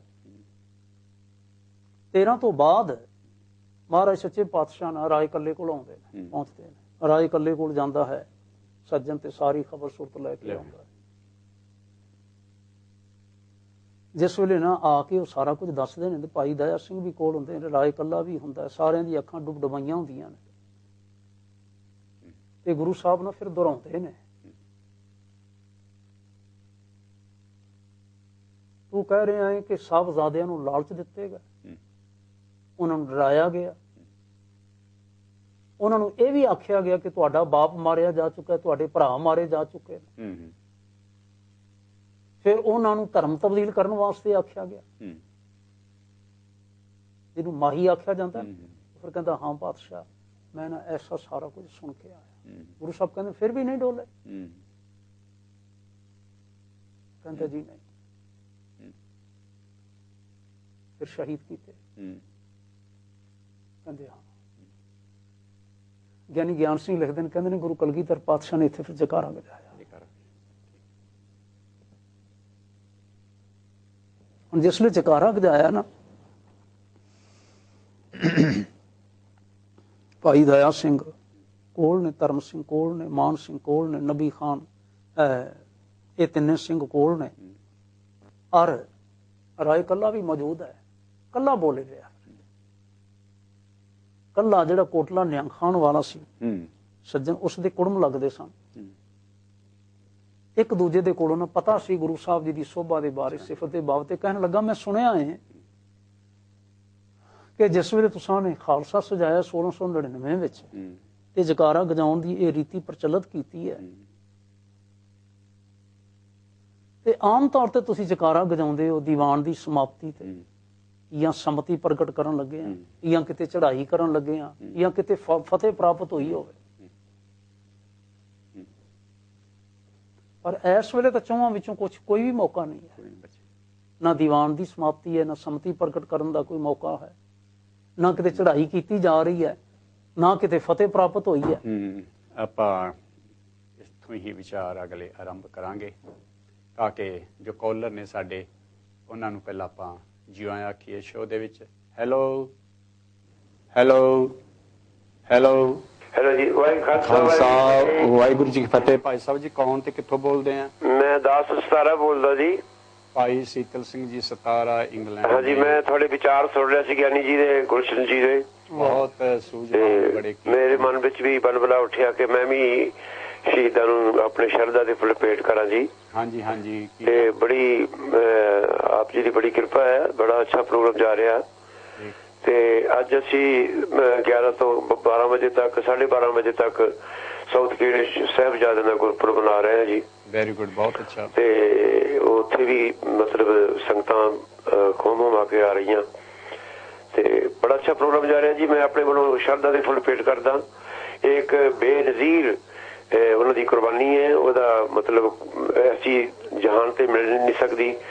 ਜਿੱਦਾਂ ਗਿਆਨੀ ਜੀ ਦੱਸ ਰਿਹਾ ਵੀ ਇਸ ਟਾਈਮ ਤੇ ਵੀ ਗੁਰੂ ਸਾਹਿਬ ਨੇ ਜਕਾਰੇ ਨਾਲ ਇਸ ਗੱਲ ਦਾ ਸਵਾਗਤ ਕੀਤਾ ਕਿ ਮੇਰੀ ਅੱਜ ਮੇਰੇ ਸਿਰ ਤੋਂ ਕਰਜ਼ਾ ਲੈ ਗਿਆ, ਮੇਰੀ ਜਿਹੜੀ ਅਮਾਨਤ ਹੈ ਉਹ ਅਦਾ ਹੋ ਚੁੱਕੀ ਹੈ। ਇਹ ਇੱਕ ਬੇਨਜ਼ੀਰ ਦਾਸਤਾਨ ਹੈ ਜੋ ਕਿ ਗੁਰੂ ਸਾਹਿਬ ਨੇ ਪੂਰਨੇ ਪਾਇਆ। ਗਿਆਨੀ ਸੀਤਲ ਜੀ ਸਤਾਰਾ ਸਾਹਿਬ, ਮੈਂ ਲੇਟਰ ਜਾ ਕੇ ਜ਼ਿਕਰ ਕਰਨਾ ਸੀ, ਮੈਨੂੰ ਪਤਾ ਨਹੀਂ ਸੀ, ਸਾਨੂੰ ਪਤਾ ਨਹੀਂ ਸੀ ਤੁਹਾਡੀ ਕਾਲ ਆਈ ਹੋਈ ਹੈ। ਹਾਂਜੀ, ਹੁਣ ਸੁਣਿਓ ਜੇ, ਮੈਂ ਅਗਲੀ ਗੱਲ ਕਹਿ ਹੀ ਲਵਾਂ, ਤੁਸੀਂ ਲਾਈਨ ਤੇ ਰਹੇ ਹੋ ਜੇ। ਹਾਂਜੀ, ਗੁਰੂ ਕਲਗੀਧਰ ਸਾਹਿਬ ਸੱਚੇ ਪਾਤਸ਼ਾਹ ਨੇ ਜਿਸ ਜਕਾਰਾ ਗਜਾਇਆ ਨਾ, ਹਾਂਜੀ, ਤੇ ਰਾਏ ਕੱਲਾ ਨੇ ਸਵਾਲ ਕੀਤਾ ਬਈ ਆਮ ਤੌਰ ਤੇ ਨਾ ਇਹਨਾਂ ਮੌਕਿਆਂ ਤੇ ਤੁਸੀਂ ਜਕਾਰੇ ਗਜਾਇਆ ਕਰਦੇ ਹੋ, ਤੇ ਅੱਜ ਕਿਹੜਾ ਮੌਕਾ ਸੀ? ਹਾਂਜੀ ਹਾਂਜੀ। ਤੇ ਫਿਰ ਗੁਰੂ ਸਾਹਿਬ ਸਮਝਾਉਂਦੇ ਨੇ, ਕਹਿੰਦੇ ਨੇ ਕੱਲਿਆ ਦੇਖ, ਤੂੰ ਕਹਿੰਦਾ ਹੈ ਕਿ ਅੱਜ ਕਿਤੇ ਚੜ੍ਹਾਈ ਨਹੀਂ ਕੀਤੀ ਤੇ ਅੱਜ ਕੋਈ ਫਤਿਹ ਵੀ ਪ੍ਰਾਪਤ ਨਹੀਂ ਹੋਈ। ਕਹਿੰਦੇ ਇਸ ਤੋਂ ਵੱਡੀ ਫਤਿਹ ਹੋਰ ਕੀ ਹੋ ਸਕਦੀ ਹੈ? ਹੁਣ ਗੱਲ ਫਿਰ ਨਾ ਸਮਝ ਆਈ। ਹੈਲੋ ਮਹਾਰਾਜ ਸੱਚੇ ਪਾਤਸ਼ਾਹ ਕਹਿਣ ਲੱਗੇ, ਕਹਿੰਦੇ ਨੇ ਰਾਏ, ਹਾਂਜੀ, ਇਹ ਸ਼ਹਾਦਤ ਦੀ ਨਾ ਇੱਕ ਲੜੀ ਸ਼ਹੀਦੀ ਹਾਰ ਬਜ਼ੁਰਗ ਬਾਬਾ ਜੀ ਧੰਨ ਗੁਰੂ ਅਰਜਨ ਸਾਹਿਬ ਸੱਚੇ ਪਾਤਸ਼ਾਹ ਜੀ ਨੇ ਬਣਾਉਣਾ ਆਰੰਭਿਆ ਸੀ। ਔਰ ਉਹ ਜਿਹੜਾ ਹਾਰ ਉਹਨਾਂ ਨੇ ਬਣਾਉਣਾ ਆਰੰਭਿਆ ਸੀ ਨਾ, ਉਸ ਦੇ ਵਿੱਚ ਉਹ ਆਪ ਮਹਾਨ ਬ੍ਰਹਮ ਗਿਆਨੀ ਪਰਮ ਸੋਝੀਵਾਨ ਪਿਤਾ ਜੀ ਗੁਰੂ ਤੇਗ ਬਹਾਦਰ ਸਾਹਿਬ, ਮਹਾਨ ਪਰਮ ਸੋਝੀਵਾਨ, ਉਹਨਾਂ ਦੇ ਸਨਮੁਖ ਸ਼ਹੀਦ ਹੋਣ ਵਾਲੇ ਭਾਈ ਮਤੀ ਦਾਸ, ਭਾਈ ਸਤੀ ਦਾਸ, ਭਾਈ ਦਿਆਲਾ, ਮੈਦਾਨੇ ਜੰਗ ਵਿੱਚ ਪਹਿਲਾਂ ਲੜ ਮਰਨ ਵਾਲੇ ਗੁਰੂ ਹਰਗੋਬਿੰਦ ਸਾਹਿਬ ਸੱਚੇ ਪਾਤਸ਼ਾਹ ਜੀ ਦੇ ਸਮੇਂ ਅਨੇਕਾਂ ਸ਼ਹੀਦ ਸਿੰਘ। ਹਾਂਜੀ, ਕਹਿੰਦੇ ਜਿਸ ਵੇਲੇ ਅਸੀਂ ਚਮਕੌਰ ਸਾਂ, ਚਮਕੌਰ ਸਾਹਿਬ, ਤੇ ਸਾਡੇ ਭੇਜੇ ਹੋਏ 2 ਸਾਹਿਬਜ਼ਾਦੇ ਗਏ ਬਾਕੀ ਸਿੰਘਾਂ ਦੇ ਨਾਲ। ਹਾਂਜੀ, ਅਜੀਤ ਸਿੰਘ ਤੇ ਜੁਝਾਰ ਸਿੰਘ। ਇੱਕ ਤਾਂ ਉਮਰੋਂ ਤਕੜੇ ਸਨ, ਦੂਜੀ ਗੱਲ ਇਹ ਹੈ ਵੀ ਅਸੀਂ ਉਹਨਾਂ ਨੂੰ ਤਿਆਰ ਕਰਕੇ ਭੇਜ ਰਹੇ ਸਾਂ ਪਿੱਛੋਂ। ਕਹਿੰਦੇ ਨੇ ਪਰ ਸਭ ਤੋਂ ਵੱਧ ਜਿਹੜੀ ਫਿਕਰ ਵਾਲੀ ਗੱਲ ਸੀ ਨਾ, ਉਹ ਸੀ ਸਾਹਿਬਜ਼ਾਦਾ ਜ਼ੋਰਾਵਰ ਸਿੰਘ ਤੇ ਫਤਿਹ ਸਿੰਘ ਹੋਰਾਂ ਵਾਲੇ। ਇਹ ਇਸ ਨਾ ਸ਼ਹੀਦੀ ਹਾਰ ਦੀ ਅਸੀਂ ਸਮਝਦੇ ਸਾਂ ਸਭ ਤੋਂ ਕਮਜ਼ੋਰ ਲੜੀ ਨੇ, ਕਮਜ਼ੋਰ ਕੜੀ ਨੇ। ਜਿਵੇਂ ਹਾਰ ਦੇ ਵਿੱਚ ਕਿਤਨੀਆਂ ਸਾਰੀਆਂ ਕੜੀਆਂ ਜੁੜੀਆਂ ਹੋਣ ਤੇ ਸਾਰੀਆਂ ਕੜੀਆਂ ਜੁੜੀਆਂ ਰਹਿਣ ਤੇ ਹਾਰ ਬਣਦਾ ਹੈ, ਕੜੀ ਟੁੱਟ ਜਾਵੇ ਕਿਤੇ, ਬਿਲਕੁਲ ਬਿਲਕੁਲ, ਤੇ ਹਾਰ ਗਲ 'ਚ ਨਹੀਂ ਪੈ ਸਕਦਾ। ਮਹਾਰਾਜ ਕਹਿਣ ਲੱਗੇ, ਕਹਿੰਦੇ ਨੇ ਤੇਰੇ ਸਾਹਮਣੇ ਮਾਈ ਨੇ ਦੱਸਿਆ ਹੈ ਕਿ ਇਹਨਾਂ ਨੂੰ ਮਠਿਆਈਆਂ ਦੇ ਲਾਲਚ ਦਿੱਤੇ ਗਏ, ਇਹਨਾਂ ਨੂੰ ਧਨ ਦੌਲਤ ਦੇ ਲਾਲਚ ਦਿੱਤੇ ਗਏ, ਬਹੁਤ ਬੜੇ, ਇਹਨਾਂ ਨੂੰ ਵਿਆਹਾਂ ਦੇ ਲਾਲਚ ਦਿੱਤੇ ਗਏ, ਜ਼ਗੀਰਾਂ ਦੇ ਲਾਲਚ ਦਿੱਤੇ ਗਏ, ਇਹਨਾਂ ਨੂੰ ਇਹ ਦੱਸਿਆ ਗਿਆ ਕਿ ਤੁਹਾਡਾ ਬਾਪ ਮਾਰਿਆ ਜਾ ਚੁੱਕਾ, ਤੁਹਾਡੇ ਭਰਾ ਮਾਰੇ ਜਾ ਚੁੱਕੇ, ਔਰ ਜੇ ਤੁਸੀਂ ਨਹੀਂ ਮੰਨੋਗੇ ਤੇ ਫਿਰ ਤੁਹਾਨੂੰ ਵੀ ਮਾਰ ਦਿੱਤਾ ਜਾਏਗਾ। ਹਾਲ ਕੇ ਇਹ ਵੀ ਪੁੱਛ ਲਿਆ ਕਿ ਜੇ ਦੱਸੋ ਤੁਹਾਨੂੰ ਬੱਚੇ ਦੇ ਛੱਡ ਦਿੱਤਾ ਜਾਵੇ ਤੁਸੀਂ ਕੀ ਕਰੋਗੇ। ਮਹਾਰਾਜ ਕਹਿਣ ਲੱਗੇ, ਕੱਲਿਆ ਤੂੰ ਸੁਣਿਆ ਇਹਨਾਂ ਨੇ ਕੀ ਆਖਿਆ ਸੀ? ਇਹਨਾਂ ਨੇ ਆਖਿਆ ਸੀ ਜੇ ਸਾਨੂੰ ਛੱਡ ਦਿਓਗੇ ਅਸੀਂ ਫੌਜਾਂ ਇਕੱਠੀਆਂ ਕਰਾਂਗੇ ਤੇ ਜ਼ਾਲਮਾਂ ਦੇ ਨਾਲ ਫਿਰ ਅਸੀਂ 2 ਹੱਥ ਕਰਾਂਗੇ। ਹਾਂਜੀ, ਫਿਰ ਕਿਉਂਕਿ ਸਮਾਂ ਕਾਫੀ ਹੁੰਦਾ ਜਾ ਰਿਹਾ, ਹੋਰ ਵੀ ਕਾਲ ਮੈਂ ਸਮਾਪਤੀ ਕਰਦੇ ਹਾਂ। ਤੇ ਸਤਿਗੁਰਾਂ ਨੇ ਅਖੀਰ ਵਿੱਚ ਕਿਹਾ, ਕਹਿੰਦੇ ਨੇ ਜਿਸ ਵੇਲੇ ਉਹਨਾਂ ਨੂੰ ਇਹ ਗੱਲ ਆਖੀ ਕਿ ਤੁਹਾਨੂੰ ਇਸਲਾਮ ਕਬੂਲ ਹੈ ਕਿ ਮੌਤ, ਤੇ ਸਾਹਿਬਜ਼ਾਦਿਆਂ ਨੇ ਮੌਤ ਕਬੂਲੀ ਹੈ। ਔਰ ਇਸ ਵੇਲੇ ਵਜ਼ੀਰ ਖਾਨ ਨੂੰ ਸਾਹਿਬਜ਼ਾਦਿਆਂ ਨੂੰ ਕਤਲ ਕਰਨਾ ਉਸ ਦੀ ਇੱਕ ਮਜਬੂਰੀ ਹੈ। ਜਿਹੜੇ ਭਾਰੀ ਲਾਲਚ ਨਾਲ ਵੀ ਨਹੀਂ ਡੋਲਦੇ, ਡਰ ਦਿੱਤਿਆਂ ਵੀ ਨਹੀਂ ਡੋਲਦੇ, ਕਿਸੇ ਹੋਰ ਤਰ੍ਹਾਂ ਵੀ ਨਹੀਂ ਡੋਲਦੇ, ਤੇ ਫੌਜ ਕਸ਼ੀ ਲਈ ਤਿਆਰ ਨੇ ਅਜੇ ਵੀ ਜ਼ੁਲਮ ਦੇ ਖਿਲਾਫ ਲੜਨ ਵਾਸਤੇ। ਕੀ ਬਾਤ ਹੈ, ਫਿਰ ਉਹਨਾਂ ਨੂੰ ਮਾਰਨਾ ਹੀ ਹੈ ਨਾ। ਹਾਂਜੀ, ਔਰ ਮਹਾਰਾਜ ਨੇ ਆਖਿਆ, ਰਾਏ ਕੱਲੇ ਗੱਲ ਸੁਣ ਮੇਰੀ, ਹਾਂਜੀ, ਜੇ ਕਿਤੇ ਸਾਹਿਬਜ਼ਾਦੇ ਉਹਦੇ ਆਖੇ ਲੱਗ ਜਾਂਦੇ, ਸਾਹਿਬਜ਼ਾਦੇ ਕਿਤੇ ਥੜਕ ਜਾਂਦੇ, ਤੇ ਦੁਨੀਆ ਨੇ ਆਖਣਾ ਸੀ ਇਹ ਆਨੰਦਪੁਰ ਵਾਲੇ ਗੁਰੂ ਦੇ ਪੁੱਤਰ ਵੇਖੋ ਕਿਵੇਂ ਤੁਰੇ ਫਿਰਦੇ। ਬਿਲਕੁਲ ਬਿਲਕੁਲ ਬਿਲਕੁਲ। ਕਹਿੰਦੇ ਨੇ ਪਰ ਵਜ਼ੀਰ ਖਾਨ ਨੂੰ ਮਾਰਨੇ ਪਏ, ਔਰ ਅਸੀਂ ਸਮਝਦੇ ਹਾਂ ਇਹ ਹਕੂਮਤੀ ਹਾਰ ਹੈ ਤੇ ਸਾਹਿਬਜ਼ਾਦਿਆਂ ਦੀ ਜਿੱਤ ਹੈ। ਤੇ ਅਸੀਂ ਤੈਨੂੰ ਸਵਾਲ ਕਰਦੇ ਹਾਂ ਕਿ ਜਿਸ ਦੇ ਪੁੱਤਰ ਜੇਤੂ ਹੋਣ, ਜਿਸ ਦੇ ਪੁੱਤਰ ਫਤਿਹ ਪ੍ਰਾਪਤ ਕਰ ਗਏ, ਹੁਣ ਫਤਿਹ ਯਾਫਤਾ ਹੋਣ, ਉਹਨਾਂ ਪੁੱਤਰਾਂ ਦਾ ਬਾਪ ਹੁਣ ਫਿਰ ਜਕਾਰਾ ਗਜਾਵੇ ਕਿ ਨਾ? ਗਿਆਨੀ ਗਿਆਨ ਸਿੰਘ ਲਿਖਦੇ ਨੇ ਫਿਰ ਰਾਏ ਕੱਲੇ ਨੇ ਖੁਦ ਜਕਾਰਾ ਗਜਾਇਆ। ਬਹੁਤ ਅੱਛਾ ਹੈ, ਫਿਰ ਜਕਾਰਾ ਗਜਾਇਆ। ਬਹੁਤ ਬਹੁਤ ਗਿਆਨ ਜੀ, ਧੰਨਵਾਦ ਤੁਹਾਡਾ ਵੀ। ਓਕੇ ਮਹਾਰਾਜ ਜੀ, ਵਾਹਿਗੁਰੂ ਜੀ ਕਾ ਖਾਲਸਾ, ਵਾਹਿਗੁਰੂ ਜੀ ਕੀ ਫਤਿਹ। ਅਸੀਂ ਜਜ਼ਬਾਤਾਂ ਦੇ ਵਿੱਚ ਆ ਕੇ, ਇਹ ਦਿਨ ਹੈ ਹੀ ਗਿਆਨੀ ਜੀ, ਜਜ਼ਬਾਤ ਦੀ ਬਾਤ ਹੈ। ਇੱਧਰ ਨੂੰ ਗਿਆਨ ਬਹੁਤ ਹੈ, ਬਹੁਤ ਸਾਨੂੰ ਸੋਝੀ ਮਿਲਦੀ ਹੈ, ਬਹੁਤ ਕੁਝ ਮਿਲਦਾ ਹੈ। ਤੇ ਆਓ ਆਪਾਂ ਇਤਿਹਾਸ ਨੂੰ ਉਧਰ ਹੀ ਲੈ ਚੱਲੀਏ। ਹੋਰ ਵੀ ਕਾਲਰਾਂ ਦੀਆਂ ਆਪਾਂ ਕਾਲਾਂ ਲੈਣੀਆਂ ਨੇ। ਇੱਥੇ ਥੋੜੀ ਜੀ ਇਹ ਹੈ ਵੀ ਇੰਨਾ ਥਰੂ ਨਹੀਂ ਹੁੰਦਾ ਕਿਉਂਕਿ ਇੱਥੇ ਹਜੇ ਕਾਫੀ ਕੁਛ ਨਵਾਂ ਲੱਗਣ ਵਾਲਾ ਹੈ। ਕਾਲਾਂ ਜੋ ਬਰਮਿੰਘਮ ਦੇ ਵਿੱਚ ਪਹਿਲਾਂ ਬਰਮਿੰਘਮ ਕਾਲ ਆਉਂਦੀ ਹੈ, ਉਸ ਤੋਂ ਇੱਥੇ ਟ੍ਰਾਂਸਫਰ ਕੀਤੀ ਜਾਂਦੀ ਹੈ। ਤੇ ਆਪਾਂ ਅੱਜ ਆਓ ਸ਼ਹੀਦੀ ਵੱਡੇ ਸਾਹਿਬਜ਼ਾਦਿਆਂ ਦੇ ਭੂਮਿਕਾ ਪ੍ਰਕਰਨ ਉੱਥੇ ਹੀ ਕਾਇਮ ਰੱਖੀਏ। ਤੇ ਗੁਰੂ ਮਹਾਰਾਜ ਜੀ ਨੂੰ ਜਦੋਂ ਸਿੰਘ ਸ਼ਹੀਦ ਹੋ ਗਏ, ਇਹ ਤੁਸੀਂ ਬਹੁਤ ਸੁਣ ਚੁੱਕੇ ਆ, 5 ਸਿੰਘਾਂ ਦਾ ਜਥਾ ਜਾਂਦਾ ਸੀ, ਫਿਰ 6 ਦਾ ਕਰ ਦਿੱਤਾ, ਸਿੰਘ ਵਧਾਉਂਦੇ ਗਏ। ਜਦੋਂ ਸਾਹਿਬਜ਼ਾਦਾ ਅਜੀਤ ਸਿੰਘ ਗਏ ਨੇ, ਮਹਾਰਾਜ ਜੀ ਨੇ 8 ਸਿੰਘ ਭੇਜੇ ਨੇ। ਪ੍ਰੋਫੈਸਰ ਸਾਹਿਬ ਸਿੰਘ ਮਹਾਰਾਜ ਜੀ ਨੇ ਸਾਹਿਬਜ਼ਾਦਾ ਅਜੀਤ ਸਿੰਘ ਜੀ ਨਾਲ 8 ਸਿੰਘ ਭੇਜੇ ਨੇ। ਤੇ ਦੁਸ਼ਮਣ ਨੂੰ ਪਤਾ ਹੋਵੇ, ਨਾਰ ਖਾਨ ਨੇ ਆਖਿਆ ਸੀ ਮਹਾਰਾਜ ਜੀ ਨੂੰ ਵੀ ਤੁਸੀਂ ਗ੍ਰਿਫਤਾਰੀ ਦੇ ਰਹੇ ਹੋ, ਪਿਆਦਾ ਵੀ ਭੇਜਿਆ ਸੀ। ਤੇ ਉਹ ਵੀ ਇਤਿਹਾਸ ਬਹੁਤ ਡੂੰਘਾ, ਬੜਾ ਲੰਮਾ, ਇੱਕ ਪਹਿਲੂ ਤੇ ਹੀ ਲੰਮਾ ਸਮਾਂ ਚਾਹੀਦਾ ਇੰਨਾ ਸਮਾਂ ਨਹੀਂ ਹੁੰਦਾ। ਤੇ ਮਹਾਰਾਜ ਜੀ ਨੇ ਜਦੋਂ ਪੰਜਾਂ ਸਿੰਘਾਂ ਨੇ ਆਖਿਆ ਸੱਚੇ ਪਾਤਸ਼ਾਹ ਤੁਸੀਂ ਸਾਹਿਬਜ਼ਾਦੇ ਲੈ ਕੇ ਹੁਣ ਚਲੇ ਜਾਓ, ਤੇ ਮਹਾਰਾਜ ਜੀ ਨੇ ਆਖਿਆ ਭਾਈ ਦਇਆ ਸਿੰਘ ਜੀ ਕਿਹੜੇ ਕਿਹੜੇ ਸਾਹਿਬਜ਼ਾਦੇ ਹੁੰਦੇ ਨੇ, ਨਾਂ ਤਾਂ ਦੱਸ।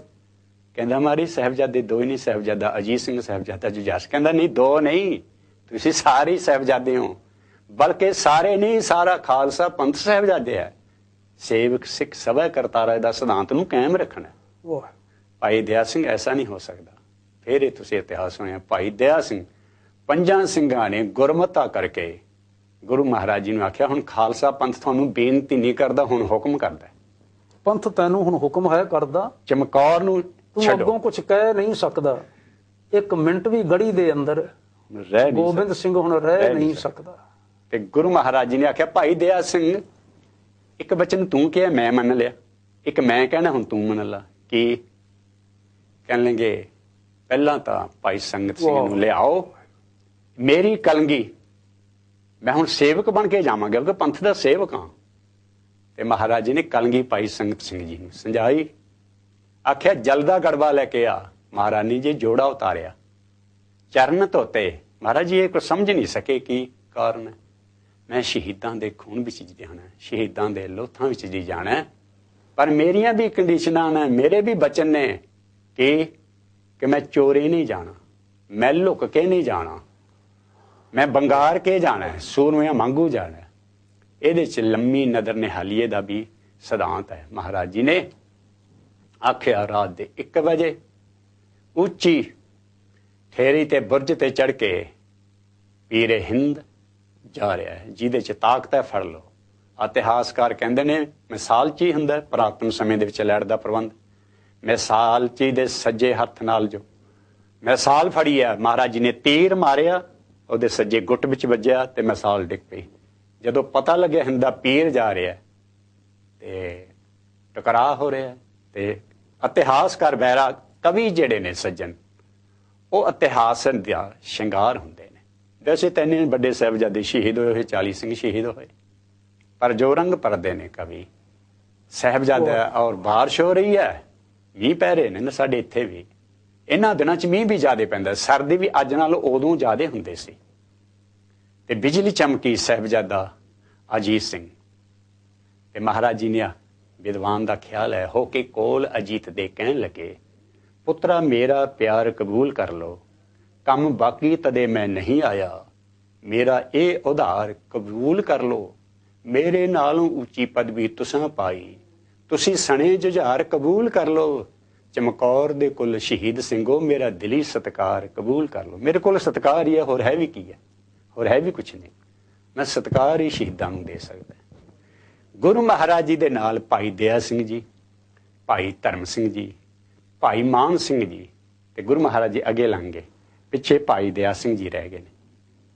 ਭਾਈ ਦਇਆ ਸਿੰਘ ਜੀ ਵੀ ਸਾਹਿਬਜ਼ਾਦਾ ਅਜੀਤ ਸਿੰਘ ਜੀ ਨੂੰ ਦੇਖ ਕੇ ਰੁਕ ਗਏ। 2 ਘੜੀਆਂ ਭੁੱਬਾਂ ਨਿਕਲ ਗਈਆਂ, ਦਇਆ ਸਿੰਘ ਦੀਆਂ ਉਹ ਘੇਰਨੀ ਖਾ ਕੇ ਬੈਠ ਗਿਆ।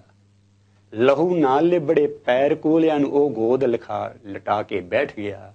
ਖੂਨ ਪੂੰਝ ਕੇਸਾਂ ਚੋਂ ਝਾੜ ਮਿੱਟੀ ਉਹ ਗੋਦ ਲਟਾ ਕੇ ਬੈਠ ਗਿਆ।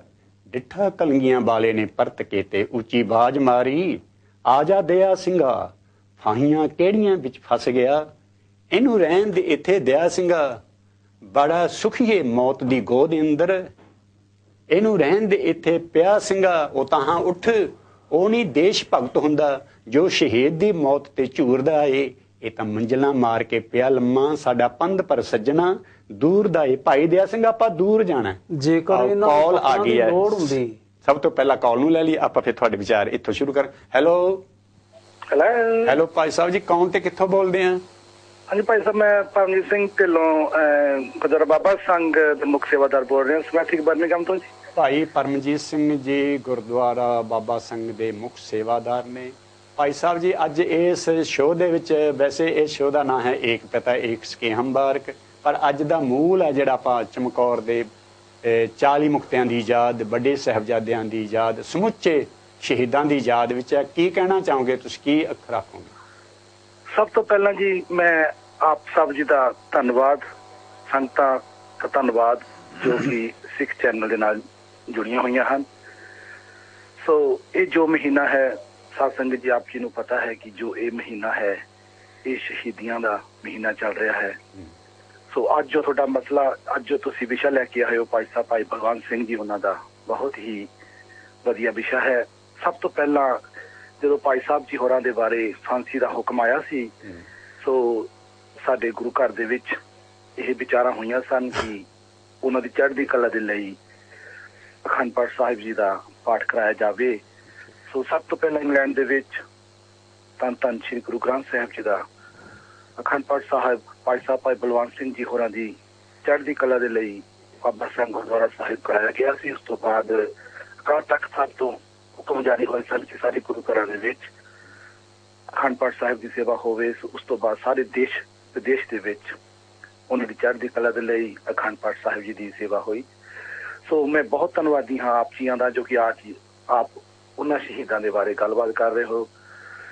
ਸਾਧ ਸੰਗਤ ਜੀ, ਜੋ ਸ਼ਹੀਦ ਹੁੰਦੇ ਹਨ ਉਹ ਕੌਮ ਦਾ ਇੱਕ ਸਰਮਾਇਆ ਹੁੰਦੇ ਹਨ। ਆਪਣਾ ਸਾਰੀਆਂ ਸੰਗਤਾਂ ਦਾ ਫਰਜ਼ ਬਣਦਾ ਹੈ ਕਿ ਉਸ ਸਰਮਾਏ ਨੂੰ ਸਾਂਭ ਕੇ ਰੱਖਣਾ ਚਾਹੀਦਾ ਹੈ। ਭਾਈ ਸਾਹਿਬ, ਤੁਸੀਂ ਬਹੁਤ ਅੱਛੇ ਖਿਆਲ ਕੀਤੇ ਨੇ, ਕਿਉਂਕਿ ਸਾਨੂੰ ਸਾਰਿਆਂ ਪ੍ਰਬੰਧਕਾਂ ਨੂੰ, ਜਿੱਥੇ ਤੁਸੀਂ ਅਖੰਡ ਪਾਠ ਕੀਤਾ ਹੈ, ਵੈਸੇ ਸਮੁੱਚੀ ਕੌਮ ਉਹਨਾਂ ਦੀ ਕੁਰਬਾਨੀ ਨੂੰ ਸਜਦਾ ਕਰਦੀ ਹੈ। ਅੱਜ ਵੀ ਤੁਸਾਂ ਨੇ ਕਾਲ ਸੁਣੀ ਹੈ ਭਾਈ ਬਲਵੰਤ ਸਿੰਘ ਜੀ ਰਾਜਵਾਨਾ, ਉਹਨਾਂ ਦੀ ਭੈਣ ਜੀ ਦੀ ਕਾਲ ਲਈ ਗਈ ਹੈ। ਬੜੇ ਅੱਛੇ ਉਹਨਾਂ ਨੇ ਵਿਚਾਰ ਕੀਤੇ, ਸਗੋਂ ਉਹਨਾਂ ਨੇ ਕੌਮ ਨੂੰ ਚੜ੍ਹਦੀ ਕਲਾ ਵਾਸਤੇ ਬੱਚਿਆਂ ਨੂੰ ਪ੍ਰੇਰਨਾ ਦਿੱਤੀ ਹੈ। ਤੇ ਤੁਸੀਂ ਠੀਕ ਕਹਿ ਰਹੇ ਹੋ, ਸਾਨੂੰ ਸਾਰੀਆਂ ਸੰਗਤਾਂ ਨੂੰ ਉਹਨਾਂ ਦੀ ਕੁਰਬਾਨੀ ਦਾ ਸਾਨੂੰ ਇੱਦਾਂ ਸਹਿਯੋਗ ਨਾਲ ਖੜਨਾ ਚਾਹੀਦਾ, ਉਹਨਾਂ ਦੀ ਬੰਦ ਖਲਾਸੀ ਹੋ ਸਕੇ, ਅਰਦਾਸਾਂ ਕਰਨੀਆਂ ਚਾਹੀਦੀਆਂ। ਹੋਰ ਕੀ ਕਹਿਣਾ ਚਾਹੋਗੇ? ਬਹੁਤ ਬਹੁਤ ਧੰਨਵਾਦ। ਸੋ ਮੈਂ ਸੰਗਤਾਂ ਦੇ ਅੱਗੇ ਇਹ ਅਰਦਾਸ ਕਰਦਾ ਹਾਂ ਕਿ ਆਪਣੇ ਬੱਚਿਆਂ ਨੂੰ ਸਿੱਖੀ ਦੇ ਨਾਲ ਜੋੜੀਏ, ਜੋ ਆਪਣੇ ਲਈ, ਜੋ ਸਾਹਿਬਜ਼ਾਦੇ ਇੱਕ ਸਾਡੇ ਲਈ ਇੱਕ ਮਿਸਾਲ ਪੇਸ਼ ਕਰ ਗਏ ਹਨ। ਅਸੀਂ ਉਹਨਾਂ ਦਾ ਜੋ ਕਰਜ਼ ਹੈ ਸਾਰੀ ਉਮਰ ਨਹੀਂ ਦੇ ਸਕਦੇ। ਸੋ ਸਿਰਫ ਸਾਡਾ ਫਰਜ਼ ਬਣਦਾ ਹੈ ਕਿ ਅਸੀਂ ਆਪ ਅਤੇ ਬੱਚਿਆਂ ਨੂੰ ਸਿੱਖੀ ਦੇ ਨਾਲ ਜੋੜੀਏ। ਅੱਜ ਆਪਣੇ ਗੁਰੂ ਘਰ ਦਾ ਕੀ ਪ੍ਰੋਗਰਾਮ ਹੈ ਜੀ? ਖਾਲਸਾ ਜੀ, ਹਰੇਕ ਸ਼ੁੱਕਰਵਾਰ ਦੀ ਤਰ੍ਹਾਂ ਗੁਰੂ ਘਰ ਦੇ ਵਿੱਚ ਅਖੰਡ ਪਾਠ ਸਾਹਿਬ ਜੋ ਲੜੀਵਾਰ ਚੱਲਦੇ ਹਨ ਉਹਨਾਂ ਦਾ ਅੱਜ ਭੋਗ ਪਵੇਗਾ। ਉਸ ਤੋਂ ਉਪਰੰਤ ਦੀਵਾਨ ਸਜਾਏ ਜਾਂਦੇ ਹਨ ਤੇ ਸ਼ਾਮ ਨੂੰ 6 ਵਜੇ ਤੋਂ 6:30 ਵਜੇ ਤੱਕ ਰਹਿਰਾਸ ਜੀ ਦਾ ਪਾਠ, ਉਸ ਤੋਂ ਬਾਅਦ ਕਥਾ ਕੀਰਤਨ, ਅਤੇ ਸ਼ਾਮ ਨੂੰ ਸਾਡੇ ਗੁਰੂ ਘਰ ਦੇ ਵਿੱਚ ਪ੍ਰਬੰਧਕਾਂ ਨੇ ਬਹੁਤ ਹੀ ਵਧੀਆ, ਜੋ ਰਾਤ ਨੂੰ ਮਹਾਰਾਜ ਜੀ ਦਾ ਪ੍ਰਕਾਸ਼ ਜਦੋਂ ਸੱਚਖੰਡ ਜਾਂਦਾ ਹੈ, ਬਹੁਤ ਹੀ ਚੰਗੀ ਤਰ੍ਹਾਂ ਪ੍ਰਭਾਤ ਫੇਰੀ ਦੇ ਰੂਪ ਦੇ ਵਿੱਚ ਉਸ ਨੂੰ। ਇਹ ਵੈਸੇ ਤੁਹਾਡਾ ਮੈਂ ਪਹਿਲੇ ਸ਼ਲਾਘਾ ਤੁਸੀਂ ਰਿਪੀਟ ਕਰਤਾ, ਮੈਂ ਚੈਨਲ ਤੇ ਦੇਖਿਆ ਪਹਿਲੀ ਵਾਰੀ ਇੰਗਲੈਂਡ 'ਚ ਐਸਾ ਹੋ ਰਿਹਾ ਵੀ ਪ੍ਰਭਾਤ ਫੇਰੀ ਜੇ ਬੜੀ ਸ਼ਰਧਾ ਦੇ ਨਾਲ ਤੁਸੀਂ ਇੱਥੋਂ ਗੁਰਦੁਆਰਾ ਬਾਬਾ ਸਿੰਘ ਜੋ ਸਮੈਥਕ ਦੇ ਵਿੱਚ ਹੈ, ਸੰਗਤਾਂ ਦੇ ਵਿੱਚ ਬੜਾ ਪਿਆਰ ਹੈ, ਬੜਾ ਉਤਸ਼ਾਹ ਹੈ, ਬੜੀ ਤੁਸੀਂ ਇਸ ਪ੍ਰਾਤਨਤਾ ਨੂੰ ਉਜਾਗਰ ਕੀਤਾ ਹੈ। ਵੈਸੇ ਛੁਪੀ ਪਈ ਸੀ। ਬਹੁਤ ਬਹੁਤ ਧੰਨਵਾਦ ਭਾਈ ਸਾਹਿਬ ਜੀ। ਖਾਲਸਾ ਵਾਹਿਗੁਰੂ ਜੀ ਕੀ ਫਤਿਹ। ਇਹ ਸਨ ਬਾਬਾ ਸਿੰਘ ਸਮੈਥ ਗੁਰੂ ਘਰ ਦੇ ਮੁਖੀ ਸੇਵਾਦਾਰ, ਬੜੇ ਪਿਆਰ ਵਾਲੇ ਨੇ, ਬੜੇ ਸ਼ਰਧਾਲੂ ਨੇ ਸਾਡੇ ਨੌਜਵਾਨ, ਗੁਰੂ ਘਰ ਦੀ ਸੇਵਾ ਕਰਦੇ ਨੇ। ਭਾਈ ਸਾਹਿਬ ਜੀ, ਤੁਸੀਂ ਕੀ ਕਹਿਣਾ ਚਾਹੁੰਦੇ ਸੀ, ਉਹ ਵਿਚਾਰ ਆਰੰਭ ਕਰੋ। ਫਿਰ ਕਾਲਰ ਆ ਗਿਆ ਸਭ ਤੋਂ ਪਹਿਲਾਂ। ਗਏ ਸੋ ਗੁਰੂ ਕਲਗੀਧਰ ਪਾਤਸ਼ਾਹ ਅੱਗੇ ਅੱਗੇ ਨੇ, ਭਾਈ ਦਇਆ ਸਿੰਘ ਪਿੱਛੇ ਨੇ, ਮੈਦਾਨੇ ਜੰਗ ਵਿੱਚੋਂ ਲੰਘ ਰਹੇ ਨੇ, ਜਿੱਥੇ ਹੋਰ ਉਹਨਾਂ ਦੀਆਂ ਲਾਸ਼ਾਂ ਪਈਆਂ ਨੇ, ਅਜੀਤ ਸਿੰਘ ਜੁਝਾਰ ਸਿੰਘ ਦੀ ਪਈ ਹੈ। ਗੁਰੂ ਕਲਗੀਧਰ ਪਾਤਸ਼ਾਹ ਮਹਾਰਾਜ ਇਸ ਲਈ ਪਿੱਛੇ ਨਜ਼ਰ ਮਾਰਦੇ ਨੇ, ਅਟਕਿਆ ਸਿੰਘ, ਅਟਕਿਆ ਹੋਇਆ, ਕੀ ਗੱਲ ਹੈ? ਕਹਿੰਦਾ 2 ਗਜ਼ ਕੱਪੜਾ ਇਸ ਤੇ ਪਾਉ, ਕਮਰ ਕੱਸਾ ਖੋਲ ਰਿਹਾ, ਆਪਣਾ ਕਮਰ ਕੱਸਾ ਖੋਲ ਕੇ ਨਾ 2 ਗਜ਼ ਕੱਪੜਾ ਇਸ ਤੇ ਪਾਉ। ਕਿਉਂ? ਮਰਨ ਪਿੱਛੋਂ ਇਹ ਕਫਨ ਹੀ ਲੱਜ ਹੁੰਦਾ, ਇਹ ਲੱਜ ਹੁੰਦਾ। ਸੁਣ ਕੇ ਨਾ ਗੁਰੂ ਕਲਗੀਧਰ ਸਾਹਿਬ ਕਹਿੰਦੇ ਨੇ, ਗਾਂ ਤੁਰ, ਪਤਾ ਹੀ ਦਇਆ ਸਿੰਘਾ, ਕਫਨ ਸੂਰਮੇ ਵਾਸਤੇ ਵੱਜ ਹੁੰਦਾ। ਜੇਕਰ ਇਹਨਾਂ ਨੂੰ ਕਫਨਾਂ ਦੀ ਲੋੜ ਹੁੰਦੀ, ਮਰਦੇ ਘਰੀ ਇਹ ਪਲੰਘਾਂ ਨਿਵਾਰੀਆਂ ਤੇ। ਇਹ ਬੇਕਫਨ ਲਾਸ਼ਾਂ ਪਰਦੇ ਪਾਉਣਗੀਆਂ ਭਾਰਤ ਦੀਆਂ ਸਤਵੰਤੀਆਂ ਨਾਰੀਆਂ। ਜੇਕਰ ਇਹਨਾਂ ਨੂੰ ਕਫਨਾਂ ਦੀ ਲੋੜ ਹੁੰਦੀ, ਮਰਦੇ ਘਰੀ ਇਹ ਪਲੰਘਾਂ ਨਿਵਾਰੀਆਂ। ਸਾਨੂੰ ਕੋਈ ਅਨੰਦਪੁਰੋਂ ਕੱਢ ਸਕਦਾ ਸੀ? ਸਾਰੇ ਸੁੱਖ ਸੀ, ਸਾਰੇ ਠਾਠ ਸੀ, ਸਾਰਾ ਕੁਝ ਹੈਗਾ ਸੀ, ਫਿਰ ਨਿਵਾਰੀਆਂ ਪਲੰਘਾਂ ਤੇ ਇਹ ਮਰਦੇ। पर फिर मरदे शहीद ना होंदे। बिल्कुल। और अज जिस तरह इन्होंने सवास पूरे किए ने, ये मरे नहीं है, इस करके इन्हों कफना की लोड़ नहीं है, ये अज शहीद होए ने। और ये बेकफन शहीद जिहड़े ने ना, ये परदे पाउणगे भारत दीयां सतवंतियां नारियां ते। इक्को गल ही सजना रखनी सी, इत्थे कह के ना महाराज सच्चे पातशाह फिर अगे तुर पैंदे ने, दया सिंह भी उठ पैंदे ने, कहंदे ने इक्को गल ही सजना रखनी सी, जां असूल रहिंदा जां परिवार रहिंदा, दोवां लई नहीं दिल विच थां मेरे रहिंदी कौम जां पुत्तां दा प्यार रहिंदा। या तां पंथ दी जिस दी असीं गल करदे हां, ये पंथ दी गल रह जांदी, इंसानियत दी गल रह जांदी, या फिर पुत्तर सांभे जांदे। दो गल्लां ना ਜਦੋਂ ਬੰਦਾ ਚਾਹੇ ਮੈਂ ਅਸੂਲ ਵੀ ਸੰਭਾਲ ਲਵਾਂ ਤੇ ਪਰਿਵਾਰ ਵੀ ਸੰਭਾਲ ਲਵਾਂ, ਫਿਰ ਕਈ ਵਾਰੀ ਇਹੋ ਜਿਹਾ ਮੌਕਾ ਆ ਜਾਂਦਾ ਹੈ ਜਦੋਂ ਅਸੂਲ ਤੇ ਪਰਿਵਾਰ ਵਾਰਨਾ ਪੈ ਜਾਂਦਾ ਹੈ। ਤੁਸੀਂ ਖਿਆਲ ਪ੍ਰਗਟ ਕਰ ਰਹੇ ਸੋ, ਮੇਰੇ ਧਿਆਨ ਵਿੱਚ ਆਇਆ, ਮੈਂ ਤੁਹਾਡੇ ਨਾਲ ਸਾਂਝਾ ਕਰਾਂ। ਮਹਾਰਾਜ ਗੁਰੂ ਕਲਗੀਧਰ ਸਾਹਿਬ ਸੱਚੇ ਪਾਤਸ਼ਾਹ ਨੇ ਚਮਕੌਰ ਦੇ ਯੁੱਧ, ਜਿਸ ਦੇ ਵਿੱਚ ਉਹਨਾਂ ਨੂੰ ਇੱਕ ਤਰ੍ਹਾਂ ਕਰਕੇ ਘੇਰ ਲਿਆ ਸੀ, ਫਰੇਮ ਕਰ ਲਿਆ ਸੀ, ਕਾਰਨਰ ਕਰ ਲਿਆ ਸੀ, ਕਿਵੇਂ ਸੂਰਬੀਰਤਾ ਦੇ ਨਾਲ ਲੜੇ, ਜੂਝੇ, ਠੀਕ, ਔਰ ਫਿਰ ਨਿਕਲੇ। ਠੀਕ ਠੀਕ ਠੀਕ ਠੀਕ। ਹੁਣ ਮੈਂ ਤੁਹਾਡੇ ਧਿਆਨ ਵਿੱਚ ਲਿਆਵਾਂ ਇੱਕ ਇਸ ਤੋਂ ਅੱਗੇ ਆਪਾਂ ਫਿਰ ਤੁਹਾਡੇ ਵਿਚਾਰ ਲੈਣੇ ਆ। ਬਹੁਤ ਤੁਹਾਡੇ ਸੁਣਨੇ ਵਾਲੇ ਨੇ, ਸਮਾਂ ਵੀ ਅੱਜ ਵਧਾਇਆ ਗਿਆ, ਇਸੇ ਕਰਕੇ ਵਿਦਵਾਨ ਹੋ ਤੁਸੀਂ। ਤੇ ਆਓ ਸਾਡੇ ਨਾਲ ਜੋ ਕਾਲਰ ਹਾਜ਼ਰ ਹੋਏ ਨੇ ਲਾਈਨ ਤੇ, ਉਹਨਾਂ ਨੂੰ ਜਿਵੇਂ ਆਖੀਏ ਹੈਲੋ। ਵਾਹਿਗੁਰੂ ਜੀ ਕਾ ਖਾਲਸਾ, ਵਾਹਿਗੁਰੂ ਜੀ ਕੀ ਫਤਿਹ। ਭਾਈ ਸਾਹਿਬ ਜੀ ਕੀ ਸ਼ੁਭ ਨਾਮ ਹੈ? ਦਾਸ ਗੁਰਪ੍ਰੀਤ ਸਿੰਘ ਪ੍ਰਿੰਸ ਬੋਲਦਾ ਤਾ ਜੀ, ਇੰਡੀਆ ਤੋਂ। ਭਾਈ ਗੁਰਪ੍ਰੀਤ ਸਿੰਘ ਜੀ ਪ੍ਰਿੰਸ, ਇੰਡੀਆ ਤੋਂ, ਜੋ ਸਾਡੇ ਉੱਥੇ ਸਾਰੇ ਹੀ ਸਿੱਖ ਚੈਨਲ ਦਾ ਕੰਟਰੋਲ ਕਰਦੇ ਨੇ। ਅਸੀਂ ਤਾਂ ਡਾਇਰੈਕਟਰ ਹੀ ਕਵਾਂਗੇ ਇਹਨਾਂ ਨੂੰ, ਉੱਥੇ ਦੇ ਡਾਇਰੈਕਟਰ ਕਵਾਂਗੇ। ਤੇ ਕੱਲ ਵੀ ਇਹ ਸੇਵਾਦਾਰ ਜੀ, ਸੇਵਾਦਾਰ ਸਿੱਖ ਚੈਨਲ ਦਾ ਸੇਵਾਦਾਰ ਵੈਸੇ ਸਭ ਤੋਂ ਇਹ ਸੇਵਾਦਾਰ ਜਿਹੜਾ ਅੱਖਰ ਹੈ ਨਾ, ਸਭ ਤੋਂ ਵਧੀਆ, ਵੈਸੇ ਤਾਂ ਚੰਗਾ ਹੈ। ਮੈਨੂੰ ਵੀ 40 ਸਾਲ ਇੰਗਲੈਂਡ ਚ ਹੋ ਗਏ, ਮੈਂ ਸੇਵਾਦਾਰੀ ਕਹਿਣਾ, ਮੈਂ ਕਿਸੇ ਜਥੇਬੰਦੀ ਦਾ ਨੁਮਾਇੰਦਾ ਨਹੀਂ ਬਣਿਆ, ਇਸੇ ਕਰਕੇ ਫਿਰ ਸੇਵਾਦਾਰੀ ਖੁੱਸ ਜਾਂਦੀ ਹੈ ਜੇ ਨੁਮਾਇੰਦੀ ਲੈ ਲਓ। ਭਾਈ ਗੁਰਪ੍ਰੀਤ ਸਿੰਘ ਜੀ ਪ੍ਰਿੰਸ, ਤੁਸੀਂ ਭਾਈ ਰਾਜੋਆਣੇ ਨੂੰ ਮਿਲ ਕੇ ਆਏ ਹੋ, ਉਹਨਾਂ ਦੇ ਚਿੱਠੀ ਵੀ ਅਸੀਂ ਪੜ੍ਹ ਕੇ ਸੁਣਾਈ ਹੈ, ਜੋ ਸਾਡੇ ਪਾਸ ਕੱਲ ਹੀ ਪਹੁੰਚੀ ਹੈ। ਉਹਨਾਂ ਦੀ ਸਿਸਟਰ ਵੀ ਅੱਜ ਟੈਲੀਫੋਨ ਤੇ ਆਏ ਸੀ। ਤੁਸੀਂ ਉੱਥੇ ਦੇ ਹਾਲਾਤ ਨੂੰ ਜ਼ਿਆਦਾ ਚੰਗੀ ਤਰ੍ਹਾਂ ਜਾਣਦੇ ਹੋ। ਤੁਸੀਂ ਸੰਗਤਾਂ ਨੂੰ ਆਪਣੇ ਵੱਲੋਂ ਦੱਸੋ, ਜੋ ਚਸ਼ਮ ਗੌਰੇ, ਜੋ ਅੱਖਾਂ ਦੇ ਨਾਲ ਇਹ ਸ਼ਹੀਦੀ ਗੁਰਪੁਰਬ ਦੇ ਵਿੱਚ ਸੰਗਤਾਂ ਦੇ ਵੈਰਾਗ, ਆਂਸੂ, ਕਿਸ ਤਰ੍ਹਾਂ ਸੰਗਤਾਂ ਨਤਮਸਤਕ ਹੋ ਰਹੀਆਂ ਸਨ, ਕਿਸ ਸ਼ਰਧਾ ਦੇ ਨਾਲ ਇਸ ਦਿਨ ਨੂੰ ਮਨਾਇਆ ਗਿਆ। ਤੁਸੀਂ ਕੀ ਕਹਿਣਾ ਚਾਹੋਗੇ ਭਾਈ ਸਾਹਿਬ ਜੀ? ਬਿਲਕੁਲ ਜੀ, ਜੋ ਮੈਂ ਅੱਖੀ ਜਿੱਠਾ ਹਾਲ ਭਾਈ ਰਾਜੋਆਣਾ ਸਾਹਿਬ ਨੂੰ ਮਿਲ ਕੇ ਆਇਆ, ਮੈਂ ਉਹ ਸੰਗਤਾਂ ਤੱਕ ਬਿਲਕੁਲ ਸੱਚ, ਉਹਦੇ ਵਿੱਚ ਮੇਰਾ ਕੋਈ ਵੀ ਜਿਹੜਾ ਹੋਊਗਾ ਉਹ ਗੁਰੂ ਜਾਣਦੇ ਜਾਂ ਮੈਂ ਜਾਣਾ, ਜੇ ਇੱਕ ਵੀ ਲਫ਼ਜ਼ ਮੈਂ ਝੂਠ ਬੋਲਾਂ। ਭਾਈ ਸਾਹਿਬ ਅੰਦਰ ਬਹੁਤ ਚੜ੍ਹਦੀ ਕਲਾ ਦੇ ਵਿੱਚ ਆ। ਅੱਛਾ ਜੀ। ਬੜਾ ਨਾਮ ਜਪਦੇ ਅੰਦਰ।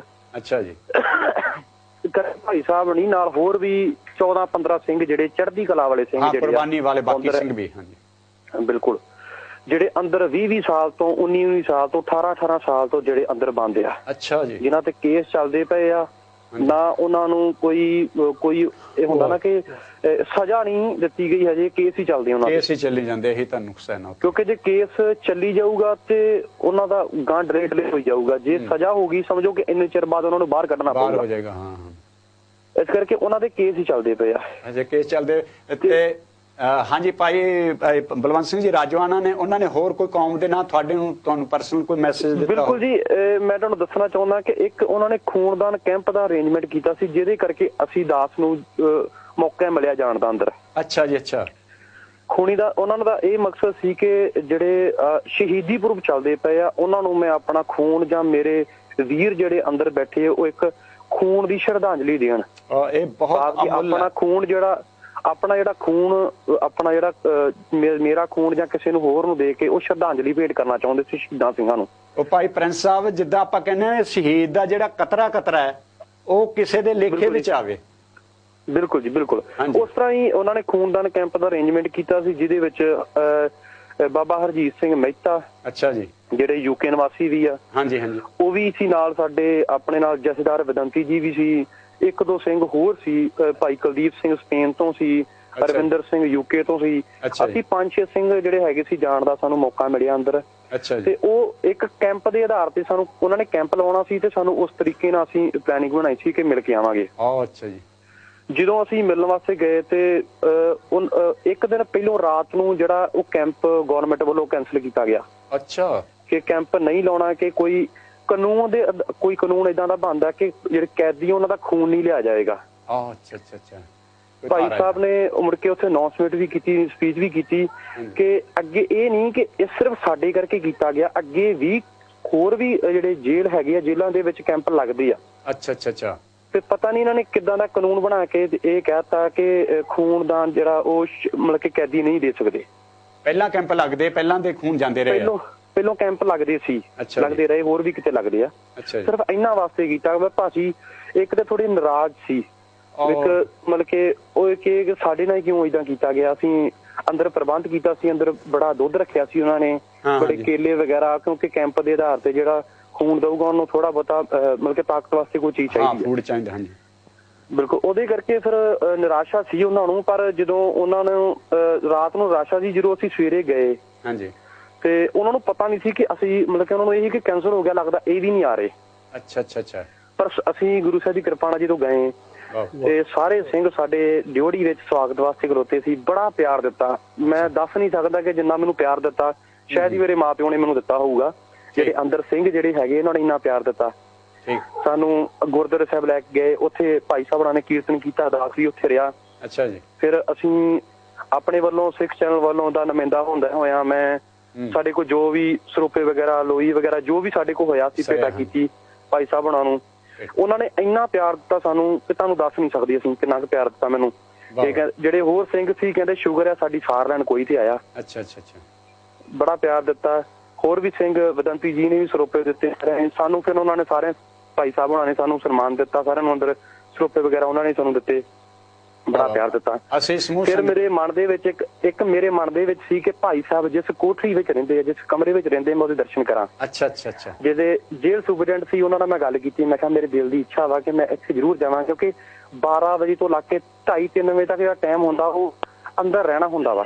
ਅੰਦਰ ਜਿੰਦਰੇ ਨਹੀਂ, ਭਾਈ ਸਾਹਿਬ ਨੂੰ ਜਿੰਦਰੇ ਵਿੱਚ ਨਹੀਂ ਹੈਗੇ, ਉਦਾਂ ਕਮਰੇ ਵਿੱਚ ਰਹਿਣਾ ਹੁੰਦਾ ਵਾ। ਭਾਈ ਸਾਹਿਬ ਵੈਸੇ ਵੀ ਬਾਹਰ ਘੱਟ ਹੀ ਆਉਂਦੇ ਆ, ਕਮਰੇ 'ਚ ਰਹਿੰਦੇ ਆ ਜ਼ਿਆਦਾ। ਠੀਕ ਠੀਕ ਠੀਕ।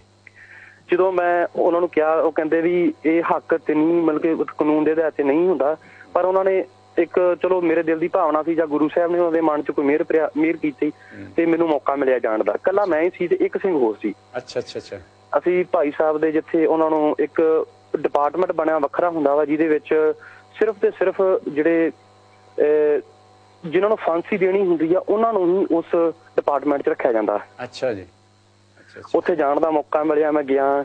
ਭਾਈ ਸਾਹਿਬ ਨੇ ਮੈਨੂੰ ਲਾਗੇ ਆਪਣੇ, ਮੈਂ ਜਦੋਂ ਗਿਆ ਤੇ ਮੇਰੇ ਤੋਂ ਅੱਧਾ ਘੰਟਾ ਪਹਿਲਾਂ ਹੀ ਸਾਡੇ ਕੋਲ ਭਾਜੀ ਉੱਠ ਕੇ ਕਮਰੇ ਵਿੱਚ ਗਏ ਸੀ। ਅੱਛਾ ਅੱਛਾ। ਮਤਲਬ ਕਿ ਅਸੀਂ 8-8:30 ਪਹੁੰਚ ਗਏ ਸੀ, 12-12:30 ਤੱਕ ਭਾਜੀ ਨੇ ਸਾਨੂੰ ਲੰਗਰ ਛਕਾਇਆ, ਚਾਹ ਪਿਆਇਆ, ਮਤਲਬ ਕਿ ਨਾਲ ਬਹੁਤ ਜ਼ਿਆਦਾ ਪਿਆਰ ਦਿੱਤਾ ਭਾਜੀ। ਦੇਖੋ ਐਡੀ ਕੁਰਬਾਨੀ ਵਾਲਾ ਸਿੰਘ ਜਿਹਦੀ ਸੇਵਾ ਕਰਨਾ ਸਾਡਾ ਫਰਜ਼ ਬਣਦਾ ਹੈ, ਉਹ ਆਪਣੇ ਗੁਰੂ ਦੇ ਪੂਰਨਿਆਂ ਤੇ ਚੱਲਦੇ ਹੋਏ ਤੁਹਾਡੇ ਆਇਆਂ ਦੀ ਉਸੇ ਤਰ੍ਹਾਂ ਸਤਿਕਾਰ ਕੀਤਾ। ਬਿਲਕੁਲ ਸਤਿਕਾਰ ਕੀਤਾ। ਫਿਰ ਮੈਂ ਕਮਰੇ ਵਿੱਚ ਗਿਆ, ਕਮਰੇ 'ਚ ਭਾਜੀ ਨੇ ਮੈਨੂੰ ਬਿਠਾਇਆ, ਮੈਨੂੰ ਸਾਰਾ ਕੁਝ ਦਿਖਾਇਆ। ਕਹਿੰਦੇ ਇਹ ਮੇਰੇ ਭਾਂਡੇ ਆ, ਇਹ ਮੇਰਾ ਇੱਥੇ ਮੈਂ ਲੰਮੇ ਪੈਣਾ ਵਾ। ਇੱਕ ਬੂਹੇ ਦੇ ਗਾੜੀ ਉਹਨਾਂ ਨੇ ਰਾਡ ਲਾਈ ਸੀ। ਅੱਛਾ। ਇੱਕ ਭਾਈ ਸਾਹਿਬ ਬਹਿ ਨਹੀਂ ਸਕਦੇ ਥੱਲੇ, ਪੁੰਜੇ ਬਹਿ ਨਹੀਂ ਸਕਦੇ, ਉਹਨਾਂ ਦੀ ਰੀੜ ਦੀ ਹੱਡੀ ਦਾ ਆਪਰੇਸ਼ਨ ਹੋਇਆ ਵਾ, ਸ਼ਾਇਦ ਟੌਰਚਰ ਕੀਤਾ ਹੋਵੇ ਉਹਦੇ ਕਰਕੇ ਉਹ ਬਹਿ ਨਹੀਂ ਸਕਦੇ, ਪੁੰਜੇ ਬਹਿ ਨਹੀਂ ਸਕਦੇ। ਉਹ ਸਿਰਫ ਤੇ ਸਿਰਫ ਚੇਅਰ ਤੇ ਬਹਿੰਦੇ ਆ ਜਾਂ ਬੈੱਡ ਤੇ ਲੇਟਦੀ ਆ। ਅੱਛਾ ਅੱਛਾ ਅੱਛਾ। ਤੇ ਮੈਨੂੰ ਚੇਅਰ ਦਿਖਾਈ, ਨਾਲ ਬੈੱਡ ਦਿਖਾਇਆ, ਇੱਕ ਰੌਡ ਲਾਈ ਸੀ। ਕਹਿੰਦੇ ਮੈਂ ਠੀਕ ਵੀ ਨਹੀਂ ਕਰਦੀ, ਮੈਂ ਐਕਸਰਸਾਈਜ਼ ਨਹੀਂ ਛੱਡਦਾ ਆਪਣੀ, ਮੈਂ ਐਕਸਰਸਾਈਜ਼ ਕਰਦਾ। ਮੈਨੂੰ ਡੰਡ ਮਾਰ ਕੇ ਦਿਖਾਏ ਉਹਨਾਂ ਨੇ। ਅੱਛਾ ਅੱਛਾ ਅੱਛਾ। ਰੌਡ ਦੇ ਡੰਡ ਮਾਰ ਕੇ ਕਹਿੰਦੇ ਆ ਦੇਖੋ ਮੈਂ ਕਰਦਾ ਵਾਂ। ਫਿਰ ਇੱਕ ਹੋਰ ਬੜੀ ਵੱਡੀ ਗੱਲ ਤੁਹਾਨੂੰ ਦੱਸਣੀ ਚਾਹੁੰਦਾ ਮੈਂ। ਹਾਂਜੀ। ਮੈਨੂੰ ਭਾਜੀ ਨੇ ਕਿਹਾ, ਕਹਿੰਦੇ ਆ ਦੇਖੋ ਮੇਰਾ ਜਿਹੜਾ ਕਮਰਾ ਨੰਬਰ ਆ ਉਹਦਾ ਨੰਬਰ ਹੈਗਾ 16। ਅੱਛਾ ਜੀ। 16 ਨੰਬਰ ਮੇਰਾ ਕਮਰਾ ਵਾ ਤੇ 16 ਹੀ ਕਦਮਾਂ ਜਿਹੜੀਆਂ ਹੈਗੀਆਂ ਫਾਂਸੀ ਦੇ ਫੰਦੇ ਤੱਕ, 16 ਕਦਮਾਂ। ਅੱਛਾ। ਫਿਰ ਮੇਰੇ ਮਨ ਦੀ ਇੱਕ ਇੱਛਾ ਫੇਰ ਸੀ, ਮੈਂ ਕਿਹਾ ਮੈਂ ਉਹ ਵੀ ਚੀਜ਼ ਦੇਖਣੀ ਚਾਹੁੰਦਾ ਜਿੱਥੇ ਤੁਹਾਨੂੰ ਫਾਂਸੀ ਦੇਣੀ ਆ। ਮਤਲਬ ਕਿ ਫਾਂਸੀ ਮੇਰੇ ਮੂੰਹ ਚੋਂ ਨਿਕਲ ਗਿਆ, ਦੇਣੀ ਆ, ਰੱਬ ਨਾ ਕਰੇ ਏਦਾਂ ਦਾ ਕਦੀ ਨਾ ਹੋਵੇ। ਨਹੀਂ ਹੋਵੇ। ਠੀਕ ਠੀਕ। ਮਤਲਬ ਕਿ ਜਿੱਦਾਂ ਉਹਨਾਂ ਨੇ ਪਲੈਨਿੰਗ ਬਣਾਈ ਸੀ ਕਿ ਉੱਥੇ ਫਾਂਸੀ ਦੇਣੀ ਆ। ਅੱਛਾ। ਫਿਰ ਉਹ ਜਿਹੜਾ ਡਿਪਟੀ ਨਾਲ ਸੀ ਜੇਲ੍ਹ ਦਾ, ਜਿਹੜਾ ਡਿਪਟੀ, ਉਹ ਮੈਨੂੰ ਨਾਲ, ਫਿਰ ਮੈਂ ਉਹਨੂੰ ਕਿਹਾ, ਰਿਕੁਐਸਟ ਕੀਤੀ, ਭਾਜੀ ਕਹਿੰਦੇ ਦਿਖਾ ਦਿਓ ਇਹਨਾਂ ਨੂੰ। ਫਿਰ ਉਹਨਾਂ ਨੇ ਜਿੰਦਰਾ ਖੋਲਿਆ, ਜਿੰਦਰਾ ਖੋਲ ਕੇ ਉਹ ਕੋਠੜੀ ਖੋਲੀ।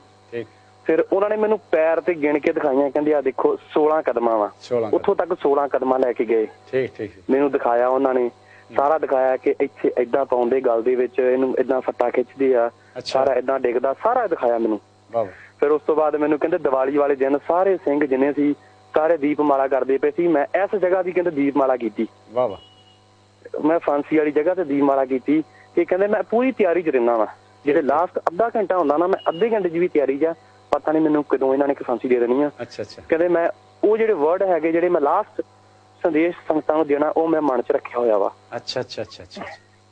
ਉਹ ਨਹੀਂ ਹਜੇ ਦੱਸਿਆ। ਬੜਾ ਪਿਆਰ ਦਿੱਤਾ।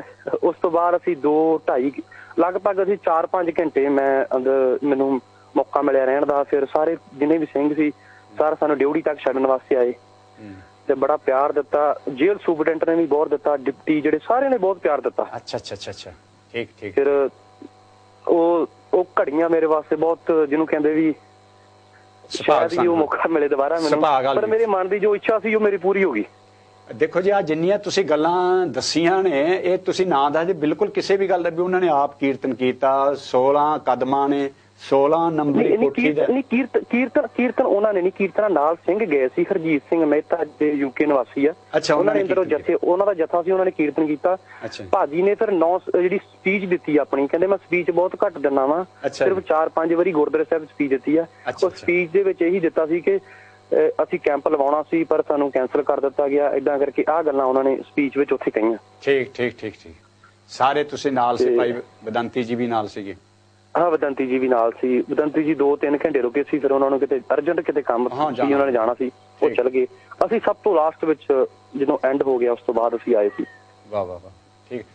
ਹੋਰ ਭਾਈ ਪ੍ਰਿੰਸ ਜੀ ਕੋਈ ਹੋਰ ਕਹਿਣਾ ਚਾਹੋ ਕਿ ਤੁਹਾਡਾ ਸਾਰੇ ਯੂਰਪ ਦੇ ਵਿੱਚ, ਇੰਗਲੈਂਡ ਦੇ ਘਰ ਦੇ ਵਿੱਚ, ਸਾਰੇ ਯੂਰਪ ਦੀਆਂ ਜਿੰਨੀਆਂ ਕੰਟਰੀਆਂ, ਸਿੱਖ ਚੈਨਲ ਸਾਰੇ ਸੁਣਿਆ ਜਾ, ਇੰਟਰਨੈਟ ਦੇ ਥਰੂ ਵਰਲਡ ਦੇ ਵਿੱਚ ਸੁਣਿਆ ਜਾ ਰਿਹਾ, ਹੋਰ ਕੋਈ ਖਾਸ ਅੱਖਰ ਕਹਿਣਾ ਚਾਹੋਗੇ? ਸਾਡਾ ਸਮਾਂ ਵੀ ਹੁੰਦਾ ਜਾ ਰਿਹਾ। ਬਿਲਕੁਲ ਜੀ, ਇੱਕ ਖਾਸ ਜਿਹੜਾ ਅਸੀਂ ਬਹਿ ਕੇ ਅੰਦਰ, ਇੱਕ ਭਾਈ ਸਾਹਿਬ ਸੀ, ਦਾਸ ਸੀ, 2-3 ਸਿੰਘ ਅਸੀਂ ਹੋਰ ਸੀ। ਇੱਕ ਅਸੀਂ ਭਾਈ ਸਾਹਿਬ ਉਹਨਾਂ ਨੇ ਫਿਰ ਇਹ ਗੱਲ ਕਹੀ, ਕਹਿੰਦੇ ਜੇ ਕੈਂਪ ਇੱਥੇ ਨਹੀਂ ਲੱਗਣ ਦਿੰਦੇ, ਤੁਸੀਂ ਬਾਹਰ ਕੈਂਪ ਲਾਓ। ਠੀਕ ਹੈ। ਸ਼ਹੀਦਾਂ ਸਿੰਘਾਂ ਨੂੰ ਆਪਣੇ ਖੂਨ ਨਾਲ ਸ਼ਰਧਾਂਜਲੀ ਦਿਓ। ਅਸੀਂ ਹੁਣ 1-ਅੱਧੇ ਦਿਨ ਦੇ ਵਿੱਚ ਅਸੀਂ ਸ਼ਾਇਦ ਅੰਮ੍ਰਿਤਸਰ, ਗੁਰਦਾਸਪੁਰ, ਵੱਖ-ਵੱਖ ਥਾਵਾਂ ਤੇ ਅਸੀਂ ਜਿਹੜੇ ਕੈਂਪ ਏਦਾਂ ਦੇ ਡੋਨੇਟ ਵਾਸਤੇ ਅਸੀਂ ਲਾ ਰਹੇ ਹਾਂ। ਜਿਹਦੇ ਵਿੱਚ ਅਸੀਂ ਮਤਲਬ ਕਿ ਡੋਨੇਟ ਕਰਨਾ ਖੂਨ, ਕਿ ਜਿਹੜਾ ਸਾਡਾ ਖੂਨ ਜਿਹੜਾ ਆਹ ਦਿਨਾਂ ਦੇ ਵਿੱਚ ਅਸੀਂ ਮਤਲਬ ਕਿ ਡੋਨੇਟ ਕਰਨਾ ਵਾ। ਭਾਜੀ ਉਹਨਾਂ ਨੇ ਮੈਸੇਜ ਦਿੱਤਾ ਸੀ ਕਿ ਵੀ ਆਹ ਦਿਨਾਂ ਦੇ ਵਿੱਚ ਖੂਨ ਡੋਨੇਟ ਕਰੋ। ਕਹਿੰਦੇ ਜੇ ਸਾਨੂੰ ਅੰਦਰ ਨਹੀਂ ਲਾਉਣ ਦਿੱਤਾ ਤੁਸੀਂ ਬਾਹਰ ਜਾ ਕੇ ਲਾਓ। ਠੀਕ। ਤੇ ਗੁਰੂ ਸਾਹਿਬ ਦੀ ਕਿਰਪਾ ਨਾਲ ਸ਼ਾਇਦ 1-2 ਦਿਨਾਂ ਬਾਅਦ ਅਸੀਂ ਉਹਦੀ ਪਲੈਨਿੰਗ ਕਰ ਰਹੇ ਹਾਂ ਕੈਂਪ ਦੀ, ਉਹ ਜ਼ਰੂਰ ਅਸੀਂ ਲਾਵਾਂਗੇ। ਠੀਕ। ਚਲੋ ਭਾਈ ਸਾਹਿਬ ਜੀ, ਬਾਕੀ ਭਾਈ ਸਾਹਿਬ ਕਹਿੰਦੇ ਸੀ ਚੜ੍ਹਦੀ ਕਲਾ ਵਿੱਚ ਰਹੋ, ਨਾਮ ਜਪੋ, ਸ਼ਹੀਦੀ ਪੁਰਬ, ਸ਼ਹੀਦੀ ਦਿਹਾੜੇ ਹੈਗੇ, ਜਿੰਨਾ ਨਾਮ ਜਪੋਗੇ ਉਹਨਾਂ ਥੋੜਾ ਨਾਮ ਜਪੋ ਸਾਰਿਆਂ ਨੂੰ। ਲਾਸਟ ਵਿੱਚ ਇਹਨਾਂ ਨੇ ਇਹ ਕਹਿ ਕੇ ਫਤਿਹ ਬੁਲਾ ਕੇ ਫਿਰ ਮੈਂ ਚਲ ਗਿਆ ਸੀ। ਅੱਛਾ। ਤੇ ਆਪ ਜੀ ਦਾ ਬਹੁਤ ਬਹੁਤ ਧੰਨਵਾਦ।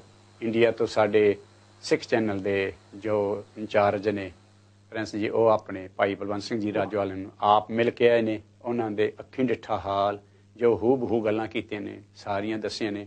ਖੂਨਦਾਨ ਉਹਨਾਂ ਨੇ ਜੇਲ੍ਹ ਵਿੱਚ ਕੈਂਪ ਲਾਉਣਾ ਸੀ, ਜਿਹੜਾ ਕਿਸੇ ਕਾਰਨਾਂ ਕਰਕੇ ਉਹਨਾਂ ਨੇ ਸਰਕਾਰ ਵੱਲੋਂ ਆਰਡਰ ਹੋਏ ਨੇ ਉਹ ਕੈਂਸਲ ਕਰ ਦਿੱਤਾ ਗਿਆ। ਸਾਰਾ ਹੀ ਵਰਦਾਂਤ ਭਾਈ ਸਾਹਿਬ ਜੀ ਨੇ, ਹੁਣ ਇਹਨਾਂ ਨੇ ਉਦਮ ਕਰਨਾ ਸਾਰੇ ਸਿੰਘਾਂ ਨੇ, ਬਾਹਰ ਜੋ ਉਹਨਾਂ ਦਾ ਫੁਰਨਾ ਸੀ ਉਹ ਪੂਰਾ ਕੀਤਾ ਜਾਵੇ। ਹੋਰ ਕੁਝ ਕਹਿਣਾ ਚਾਹੋਗੇ? ਚਲੋ ਭਾਈ ਸਾਹਿਬ ਜੀ, ਵਾਹਿਗੁਰੂ ਜੀ ਕਾ ਖਾਲਸਾ, ਵਾਹਿਗੁਰੂ ਜੀ ਕੀ ਫਤਿਹ। ਕਾਲ ਡਰੋਪ ਹੋ ਗਈ, ਦੂਰ ਦੀ ਕਾਲ ਸੀ। ਤੇ ਭਾਈ ਸਾਹਿਬ ਜੀ, ਸਮਾਂ ਆਪਣਾ ਉੱਤੇ ਚਲਿਆ ਗਿਆ ਸੋਗਾ। ਉਹ ਕੁਛ 5-10 ਸਕਿੰਟ ਦੇ ਵਿੱਚ ਹੀ ਤੁਸੀਂ ਕੁਝ ਕਹਿ ਇਸ ਕੋਲ ਆਪਾਂ ਫਿਰ ਸਮਾਪਤੀ ਕਰੀਏ। ਅਰਜ਼ ਇਹ ਹੈ ਕਿ ਗੁਰੂ ਕਲਗੀਧਰ ਸਾਹਿਬ ਸੱਚੇ ਪਾਤਸ਼ਾਹ ਮਹਾਰਾਜ ਇਸ ਵੇਲੇ 10 ਪੋਹ ਦੀ ਸਵੇਰ, ਜਿਸ ਵੇਲੇ ਅਸੀਂ ਹੁਣ ਬੈਠੇ ਹੋਏ ਹਾਂ, ਇਸ ਵੇਲੇ ਮਾਛੀਵਾੜੇ ਦੇ ਜੰਗਲ ਵਿੱਚ ਨੇ। ਔਰ ਜਿਸ ਵੇਲੇ ਭਾਈ ਦਇਆ ਸਿੰਘ, ਧਰਮ ਸਿੰਘ ਤੇ ਦੂਜੇ ਪਹੁੰਚਦੇ ਨੇ, ਮਾਨ ਸਿੰਘ ਪਹੁੰਚਦੇ ਨੇ, ਉਹਨਾਂ ਨੇ ਆਖਿਆ ਮਹਾਰਾਜ ਸਵੇਰ ਹੋ ਰਹੀ ਹੈ, ਦਿਨ ਤਿੱਖਾ ਹੋ ਰਿਹਾ ਤੇ ਸ਼ਾਹੀ ਫੌਜਾਂ ਜਿਹੜੀਆਂ ਨੇ ਉਹ ਇਸ ਪਾਸੇ ਹਰਲ ਹਰਲ ਕਰਦੀਆਂ ਲੱਭ ਰਹੀਆਂ ਨੇ, ਦੌੜ ਰਹੀਆਂ ਨੇ, ਵਿਚਰ ਰਹੀਆਂ ਨੇ, ਆਪਾਂ ਅੱਗੇ ਉੱਠ ਚੱਲੀਏ। ਤੁਰਨ ਲੱਗੇ। ਭਾਈ ਸੰਤੋਖ ਸਿੰਘ ਹੋਣੀ ਵੀ ਇਸ ਗੱਲ ਨੂੰ ਬੜੇ ਨਾ ਪਿਆਰ ਨਾਲ ਵਿਸਥਾਰ ਨਾਲ ਲਿਖਦੇ ਨੇ, ਕਹਿੰਦੇ ਨੇ ਗੁਰੂ ਸਾਹਿਬ ਦੇ ਨਾ ਪੈਰਾਂ ਵਿੱਚ ਦੌੜ ਦੌੜ ਕੇ ਛਾਲੇ ਪੈ ਚੁੱਕੇ ਸਨ, ਜੋੜਾ ਪਤਾ ਨਹੀਂ ਕਿੱਥੇ ਲੈ ਚੁੱਕਾ ਸੀ। ਇਸ ਲਈ ਕਦਮ ਭਰੇ ਉਹਨੇ ਨਾ ਤੇ ਪੈਰ ਨੇ ਨਾ ਛਾਲਿਆਂ ਵਾਲੇ ਪੈਰ ਨੇ, ਸਰੀਰ ਦਾ ਭਾਰ ਨਾ ਚੱਲਿਆ। ਮਾਨ ਸਿੰਘ ਨੇੜੇ ਹੋਏ ਥੱਲੇ ਮੋਢਾ ਦਿੱਤਾ, ਦੂਜੇ ਪਾਸੇ ਭਾਈ ਧਰਮ ਸਿੰਘ ਨੇੜੇ ਮੋਢਾ ਦਿੱਤਾ। ਐਵੇਂ ਹੀ ਨਾ ਸਹਿਬਣੀ ਮਾਨ ਸਿੰਘ ਹੋਰਾਂ ਦੇ ਮੂੰਹੋਂ ਨਿਕਲ ਗਿਆ, ਇਹ ਵੀ ਦਿਨ ਦੇਖਣੇ ਹੀ ਸਨ। ਗੱਲ ਤਾਂ ਇਹਨੂੰ ਸਹਿਬਣੀ ਹੁੰਦੀ, ਸੁਭਾਅ ਉੱਥੇ ਫਿਰ ਨਾ ਜੋਗੀ ਹੋਣੀ ਬੋਲ ਪੈਂਦੇ ਨੇ, ਕਹਿੰਦੇ ਨੇ ਗੁਰੂ ਕਲਗੀਧਰ ਸਾਹਿਬ ਨਾਲ ਸੱਚੇ ਪਾਤਸ਼ਾਹ ਫਿਰ ਤਣ ਕੇ ਨਾ ਦੋਵਾਂ ਪੈਰਾਂ ਦੇ ਪਾਰ ਖੜੋ ਗਏ ਤੇ ਤਣ ਕੇ ਕਹਿਣ ਲੱਗੇ, ਮਾਨਾ कि मेरे पास कोई धन भी नहीं है, मदद के लिए मेरे पास एक जन भी नहीं है, राशन के लिए मेरे पास एक कन भी नहीं है, फाकों से कड़ाकों से रहा तन भी नहीं है, पर याद रखियो जे बख्शी मेरे अकाल की वो भक्ति तो है बाकी, हिल जाते जिसमें अहिल वो शक्ति तो है बाकी, बख्शी मेरे अकाल की वो भगती तो है बाकी। ਹੁਣ ਭਗਤੀ ਦੇ ਅਰਥ ਕੋਈ ਵੇਖੇ ਵੀ ਭਗਤੀ ਦੇ ਅਰਥ ਕੀ ਨੇ ਭਲਾ। ਗੁਰੂ ਗੋਬਿੰਦ ਸਿੰਘ ਦੀ ਭਗਤੀ ਦੇ ਕੀ ਅਰਥ ਨੇ? ਇਹ ਹੀ ਸੀ ਇਨਸਾਨੀਅਤ ਦੀ ਸੇਵਾ, ਮਨੁੱਖਤਾ ਦੀ ਸੇਵਾ। ਗੁਰੂ ਕਲਗੀਧਰ ਸਾਹਿਬ ਸੱਚੇ ਪਾਤਸ਼ਾਹ ਹਰ ਹਾਲਾਤ ਵਿੱਚੋਂ ਲੰਘਦਿਆਂ ਹੋਇਆਂ ਮਾਛੀਵਾੜੇ ਇੱਟ ਦਾ ਟਿੰਡ ਦਾ ਸਿਰਹਾਣਾ ਰੱਖ ਕੇ ਵੀ ਉਸ ਕਰਤਾਰ ਦੇ ਰੰਗ ਦੇ ਵਿੱਚ ਨੇ। ਮਾਨ ਤਾਨ ਸਭ ਤੂੰ ਹੈ ਇੱਕ ਤਾਨ ਤੇਰਾ ਮੈਂ। ਬਿਲਕੁਲ ਜੇ ਤਖਤ ਬਸਾਲੇ ਤੋਂ ਉਦਾਸ ਤੁਮਾਰੇ ਘਾਸ बढ़ावे केत बोला, मेरे मन मिष्ट लगे फिर बोला। तो भाई साहब जी ने बहुत अच्छे विचार इन्हों तो सुनने वाले बहुत डूंगे विद्वान ने। मैं भी विचार ते बोलने वास्ते एक दर्शन ते बोलने वास्ते चाहता सा, पर यह शहीदी पुरब है, ये विचार ते दर्शन ते नहीं बोल सकते। हर बारी जेड़ा प्रकरण शुरू करते हैं वो विच ही रह जाता, समा इदा गुरु बख्शिश करता। मैं अगे भी कई बार कहा मनुख उन्ना बोलता जिन्ना गुरु अंदरों बुलाਉਂਦਾ। आओ साडा समा यानी जी बालों का मैं धन्यवाद करदा खास तौर ते जरूर सतविंदर सिंह होरां दा, ਜਿਹੜੇ ਸਿੱਖ ਚੈਨਲ ਨੂੰ ਇਕੱਲੇ ਤੌਰ ਤੇ ਨਾ ਇਸ ਤਰ੍ਹਾਂ ਰਨ ਕਰ ਰਹੇ ਨੇ। ਆ ਦੇਖੋ ਕੈਨੇਡਾ ਵਿੱਚ ਤੇ ਇਧਰ ਉਧਰ ਯੂਰਪ ਤਾਂ ਹੋਇਆ ਹੀ ਹੋਇਆ, ਇੰਡੀਆ ਦੇ ਵਿੱਚ ਕਿੰਨਾ ਸੰਪਰਕ ਹੈ। ਨਹੀਂ ਇਕੱਲੇ ਨਹੀਂ, ਤੁਸੀਂ ਵੀ ਨਾਲ ਹੋ ਤੇ ਗੁਰੂ ਵੀ ਨਾਲ ਹੈ, ਸੰਗਤਾਂ ਵੀ ਨਾਲ ਨੇ, ਉਹੀ ਇਕੱਲਾ ਭਾਰ ਚੱਕ ਉਹਨਾਂ ਨੂੰ ਸੇਵਾ ਬਖਸ਼ੀ ਹੈ ਗੁਰੂ ਨੇ, ਤੁਸੀਂ ਨਾਲ ਉਹਨਾਂ ਨੂੰ ਐਪਰੀਸ਼ੀਏਟ ਕਰਦਾ। ਬਿਲਕੁਲ ਥੈਂਕ ਯੂ, ਉਹਨਾਂ ਦੇ ਯਤਨਾਂ ਨੂੰ ਐਪਰੀਸ਼ੀਏਟ ਕਰਦਾ। ਉਹਨਾਂ ਵੱਲੋਂ ਮੈਂ ਤੁਹਾਡਾ ਥੈਂਕ ਯੂ ਕਰਦਾ, ਧੰਨਵਾਦ ਕਰਦਾ। ਮੈਂ ਤੁਹਾਡਾ ਕਰਨਾ ਸੀ। ਵਾਹਿਗੁਰੂ। ਆਓ ਫਿਰ ਸਮਾਂ, ਕਿਉਂਕਿ ਅਗਲੇ ਪ੍ਰੋਗਰਾਮ ਸ਼ੁਰੂ ਹੋਣਗੇ। ਸਾਡੇ ਜਿਹੜਾ ਸਟਾਫ ਹੈ ਉਹਨਾਂ ਨੂੰ ਕਾਫੀ ਫਿਰ ਸਾਰਾ ਉਹ ਸਕੇਜੂਲ ਚੇਂਜ ਕਰਨਾ ਪੈਂਦਾ। ਬਲ ਸਾਹਿਬ ਦਾ ਧੰਨਵਾਦ ਕਰ ਰਹੇ ਸੀ, ਅਸੀਂ ਵੀ ਉਹਨਾਂ ਦਾ, ਸਾਰੀ ਸੰਗਤਾਂ ਧੰਨਵਾਦ ਕਰਦੀ। ਗੁਰੂ ਪਾਤਸ਼ਾਹ ਰੱਜੋ ਆਣੇ ਨੂੰ ਵੀ ਚੜ੍ਹਦੀ ਕਲਾ ਬਖਸ਼ੇ, ਗੁਰੂ ਉਹਨਾਂ ਤੋਂ ਸੇਵਾ ਲੈ ਰਹੇ। ਭੁੱਲ ਚੁੱਕੇ ਦੀ ਖਿਮਾ, ਕੌਲਾਂ ਨਹੀਂ ਪੂਰੀਆਂ ਲੈ ਸਕੇ, ਸਮਾਂ ਨਹੀਂ ਬਣਿਆ। ਅਗਲੇ ਹਫ਼ਤੇ ਫਿਰ ਆਪ ਜੀ ਦੇ ਦਰਸ਼ਨ ਕਰਾਂਗੇ। ਭੁੱਲ ਚੁੱਕੇ ਦੀ ਖਿਮਾ, ਫਤਿਹ ਬੁਲਾਓ ਜੀ। ਆਖੋ ਵਾਹਿਗੁਰੂ ਜੀ ਕਾ ਖਾਲਸਾ, ਵਾਹਿਗੁਰੂ ਜੀ ਕੀ ਫਤਿਹ।